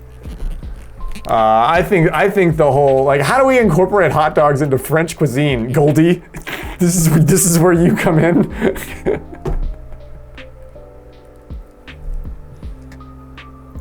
Gravebot gave up on golf completely. It's not even into golf anymore. The courses, yes, the riveting courses in Mario Golf Super Rush. Oh yeah, Janella, one of the funnest things to do is ask the bot to list the courses in this game, because he never gets them right. We've got Peach Gardens, Wild Weather Woods, and a couple more. Wow, it only gave you 2. At least it's on the soup train. Damn, Susan's got a nasty little spot here. Ooh, I like it! Nicely done! Don't be snoozing on hot dog Susan. She's like, nobody calls me that, that's not my name. Do not start calling me hot dog Susan. This is my friend Hot Dog, Susan. You can call her Susan or you can call her Hot Dog. She likes. She's like, first of all, it's Suzanne. And I'm reporting this fucking stream. It's Hot Dog Tuesday. That's coming up. That's not tomorrow. That's the next day. Hot Dog Tuesday. It was Hot Dog Tuesday up until just now.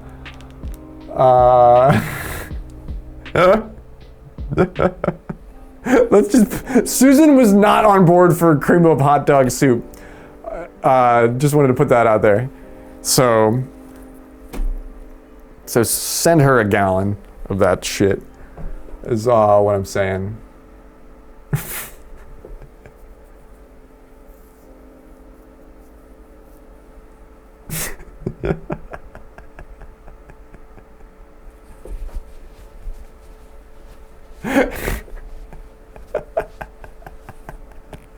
You don't include it, you just eat it.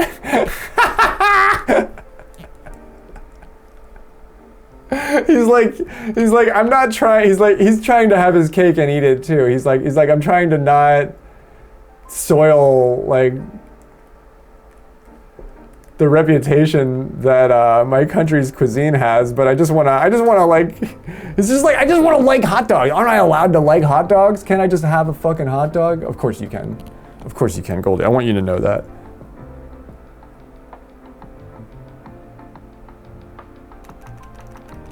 I want you to know that you never have to think that you have to, like a hot dog will never, damn it! A hot dog will never do that to you. A hot dog will never treat you like that.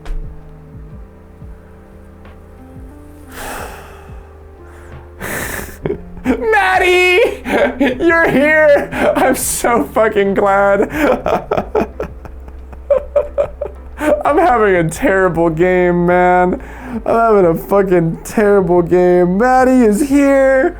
I am so happy you're here, dude. I got the Twitch tag in the room title, and just because I hope and I pray that like whoever we play golf with shows up here and we can. That's how we met Susan, and now Maddie's here. Oh my God, I'm so fucking happy you're here, Maddie. Welcome. We've played golf together before in the past, I believe, here and there. Welcome to my stream. You are a fucking VIP, my guy. You've been playing this game for a while, and we've never met before, so it's a privilege. It's a pleasure, and it's a privilege.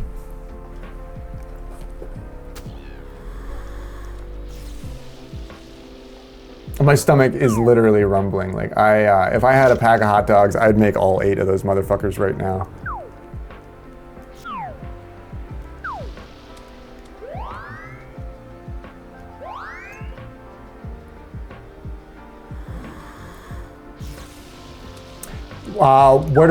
You mean this shot that I'm doing right here? Yeah, this is how I play 17.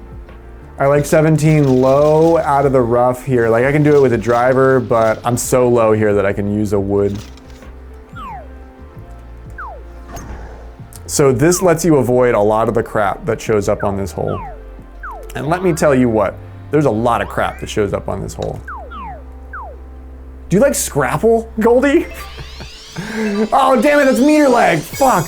Oh man, that's gonna be so short. Okay, I just tried to fix it with arrows there. You ever have Scrapple, Goldie? Goldie the hot dog fan? Birdie putt. The one where I bounce it off the rock. Yeah, I like to bounce that off the rock. Because it gives me a decent long line. Albeit long, but it's a decent line.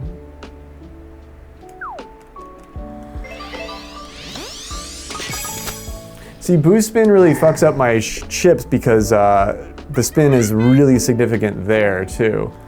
And it's just hard to know what's gonna happen there. I'm not a boo main, I don't really play boo other than par 3s, so. This is a good example of what boo is not good at doing. The right side is fucked. The right side is over the boulder shoulder holder. Thank you for the follow, Maddie. High five, my guy. I'm so glad you're here, dude. There's a whole community of people that play this game. They probably are dying to meet you if you've seen him in World Rank before. Nice shot. Oh no, this is the third time I've done this. I had fucked up this shot 3 times in a row tonight. That I didn't mean to do that.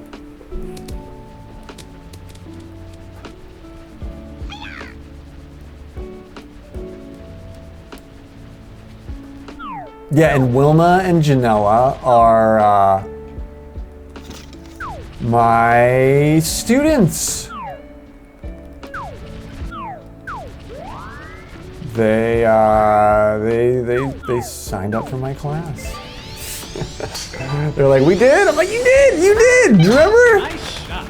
Remember you did.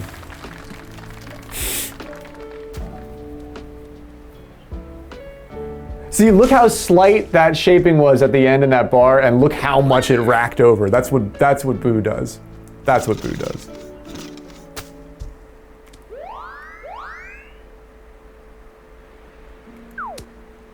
So you can make a lot out of a little. Like, I'm in a terrible spot, and I'm still, like, I still have a chance, you know? I feel like the wind affects Boo even more, too, but I know that's not true. Birdie putt. Yeah, Maddie, meet Ed. He's one of the best golfers out there, but you can't trust a goddamn thing that he says because he doesn't like hot dogs. That's not true. Listen to that, man. GG. That was a hot mess of garbage from me. Big hot mess from me. Susan with a strong 19. Goldie takes the win. Goldie, good, you have to report. But that's first for you, second for Suze, third for me. Maddie is not an ELO player.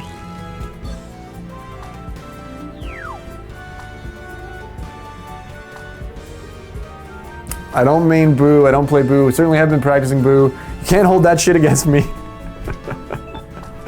I would cook that, I would cook that with a can of beans. Do I golf IRL? No.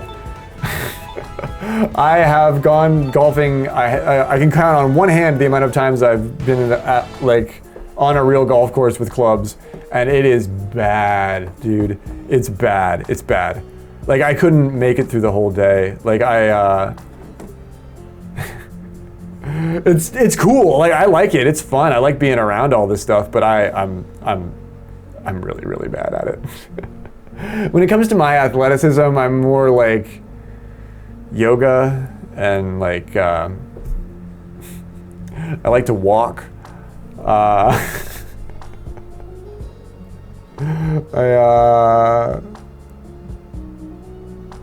Yeah, broth buddies. That's the name of my hot dog, cream of hot dog soup in a can.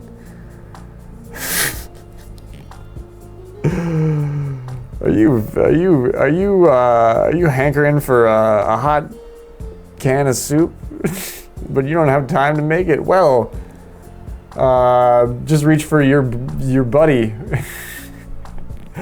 your broth buddy. Yeah, that's right. Oh yeah. Oh, wow, Mom, thanks for the broth. That's, you got it, buddy. She pats him on the head. It's now it's your favorite hot dog soup in a can. Popped in in like a soda can, like with a pop top. You can just drink it. Cold? That's right. Cold. Yeah, cold. Oh, okay. All right. I guess it'll still be good.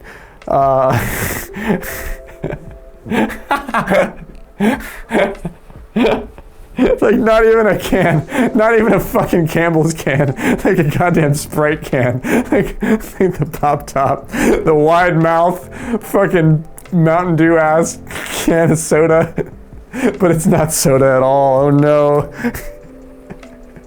it's cream of hot dog soup. Dun dun dun. That's right, just $4.99 for a 6-pack at your local fucking Kroger's. Carbonated, now sparkling. Now in sparkling or still, I usually make my cream of hot dog soup like still, but I know it is a big popularity. Everything's really carbonated right now. People wanted sparkling cream of sparkling hot dog soup. Now from Broth Buddies, you're the smooth, creamy, hot doggy goodness. Serves in a can.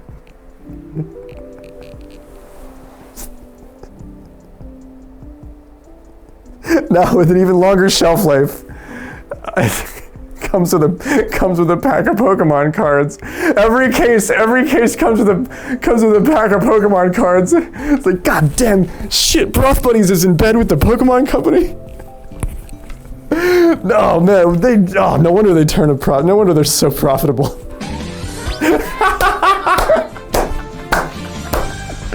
I'm gonna fucking put my head through the drywall. This makes me so hysterical, and I don't know why. I don't know why the hot dog soup thing makes me so fucking hysterical. It sounds good! Like I'd crush tortillas in it. I would crush little tortillas in it, and I would put shreddy yellow cheese on top, and it would be delicious. Okay, I want some. I've wanted some since we started. Frankly, I've wanted some since we started talking about it. High enough to fucking desperately want a bowl of cream of hot dog soup right now. I maybe didn't realize I was this high. I feel like a hot dog soup is bleeding out of my eyes. Oh my god. All right, let's open the last pack of hot dogs. I mean, Pokemon cards. It'd be funny if I cut over to the other camera and it was a pack of hot dogs. It was like, and I opened it, it's all wet, and like the water goes everywhere. Look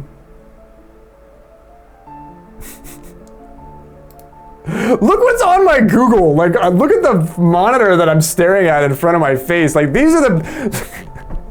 Like, this is what I'm looking at. Like, why the fuck am I like this? Look at this little, this is the mascot for hot dog soup. Are you a mother of 6 who's absolutely zooted out of her mind? Well, cream of hot dog soup can feed your family in record time. Get you back to whatever the fuck you were doing, Mom. This is the where open image in new tab. Where is that? Where's the there it is. Why is that not? There we go. That's what I wanted. I'm putting this goes on the can. This goes on the side of the can, and it just says cream of hot dog soup from Broth Buddies.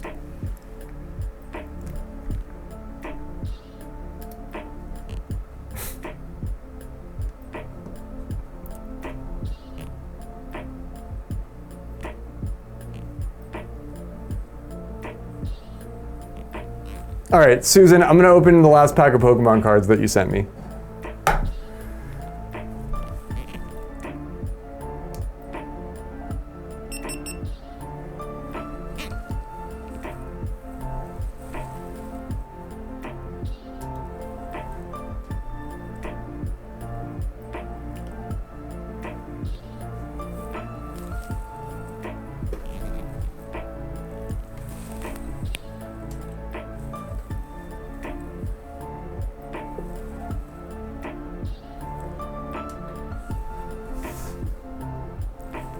There we go.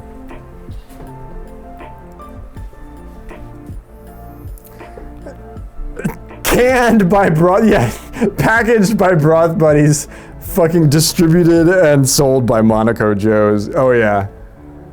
Oh yeah. Can it come with like a weird opener?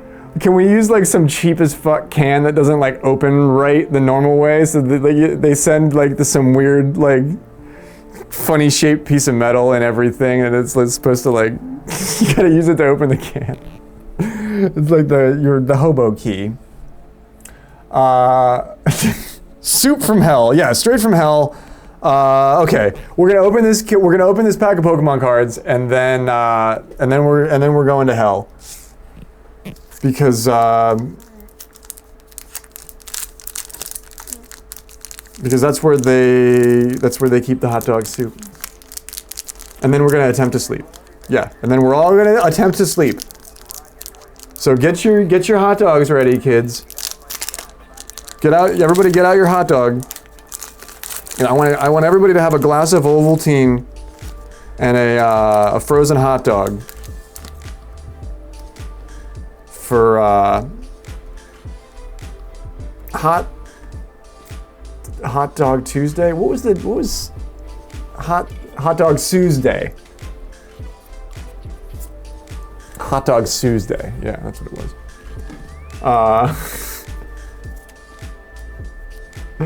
Welcome in, everyone. I fucking love you all. You guys are the best. Thanks for making my cracked out life a truly excellent place. These Pokemon cards are for you, and they go right in the binder. This is from an ETB that Susan sent me. We pulled this glorious Fez and Dippity in the ETB, and we're hoping for some sort of Monkey Dory in this pack. This is our last Shrouded Fable pack, so or should I close my room? I should close my room, because it's an open room, you're right.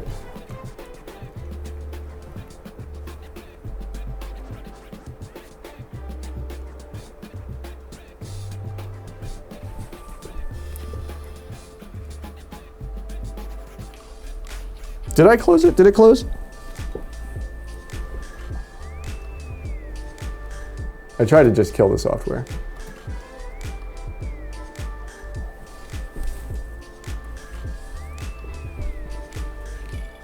Thank you. Good call, Suze. Okay, here we go. Oh. Hollow energy. It's a fighting energy, but that is a hollow energy. Shiny, sparkly fighting. Okay. All right. Okay. Good start. The Meowth. Ooh, I like that honeycomb pattern on the hollows in this.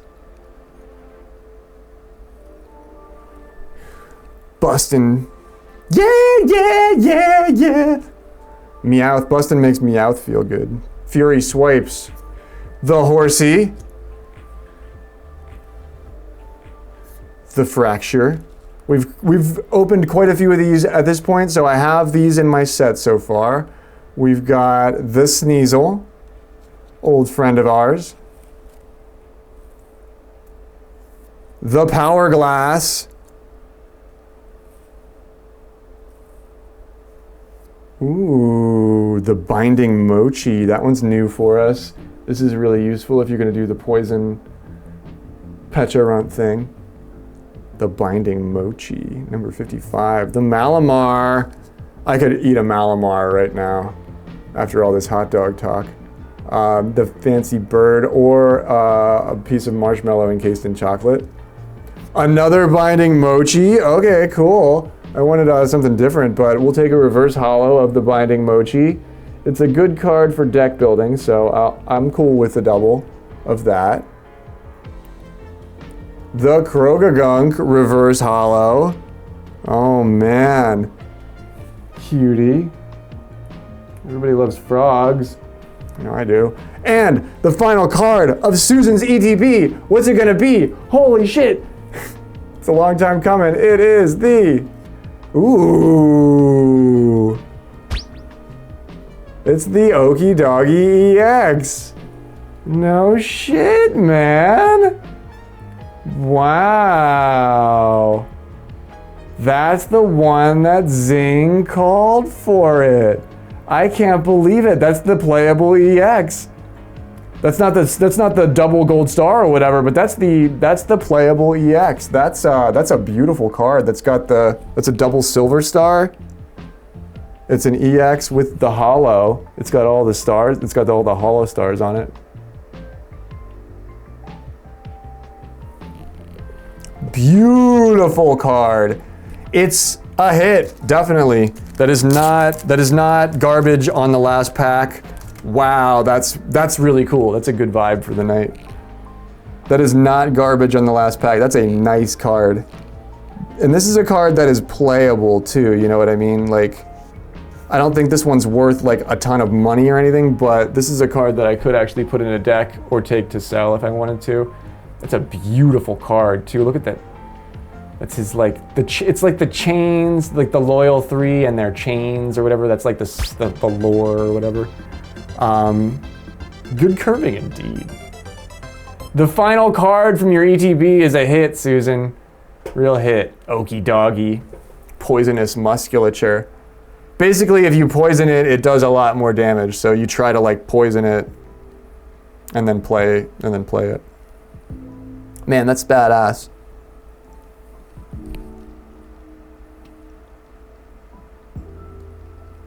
Yeah, I don't think that's like worth a lot of money or anything, but it's a fun card.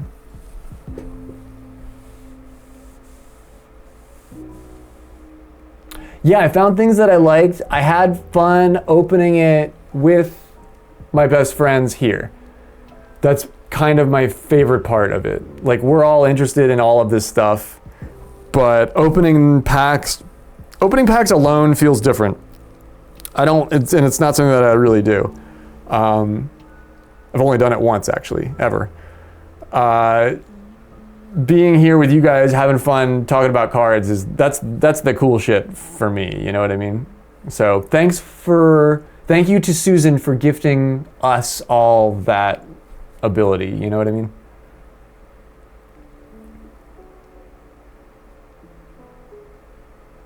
We, the Loyal 3. What were we? We were the Loyal 3 last night. Winter was Pheasant Dippy, Spenny was Okie Doggy, and I was Monkey Dory on the Unite board. And that's really sort of how it felt too. Man, what a crazy little stream. What a crazy little stream indeed. Culinarily, I've got a lot to think about.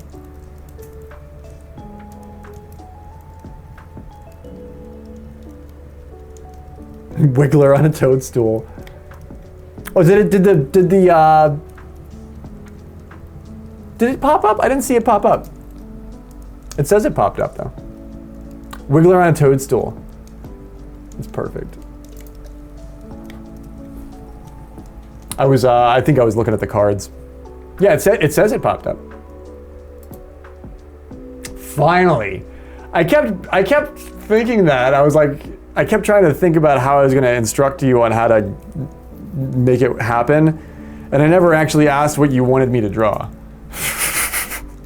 So, Wiggler, I know you want a Wiggler on a toadstool. The best I can do is one of these. No, I dig it. I will draw that at the beginning of stream tomorrow because I'm gonna wrap up and go right now. But I will wait till I see you in chat before I draw it. But yeah, I'm gonna give you a rain check because I'm gonna head out here. I'm gonna get a little bite to eat and then crash for a little bit. But it is Monday, my dudes. I hope it's chill. I hope it's quick and painless in whatever sense. But yeah, may your hot dog soup be salty and creamy, but still sort of herby and flavorful. May your steamed roll be toasted and buttery. I know, right? And the Okie Doggy shot, dude. How did I not even draw that connection? How did I not even like make that connection, dude? All this fucking hot dog. We literally conjured a hot dog. Like we literally conjured the hot dog, dude.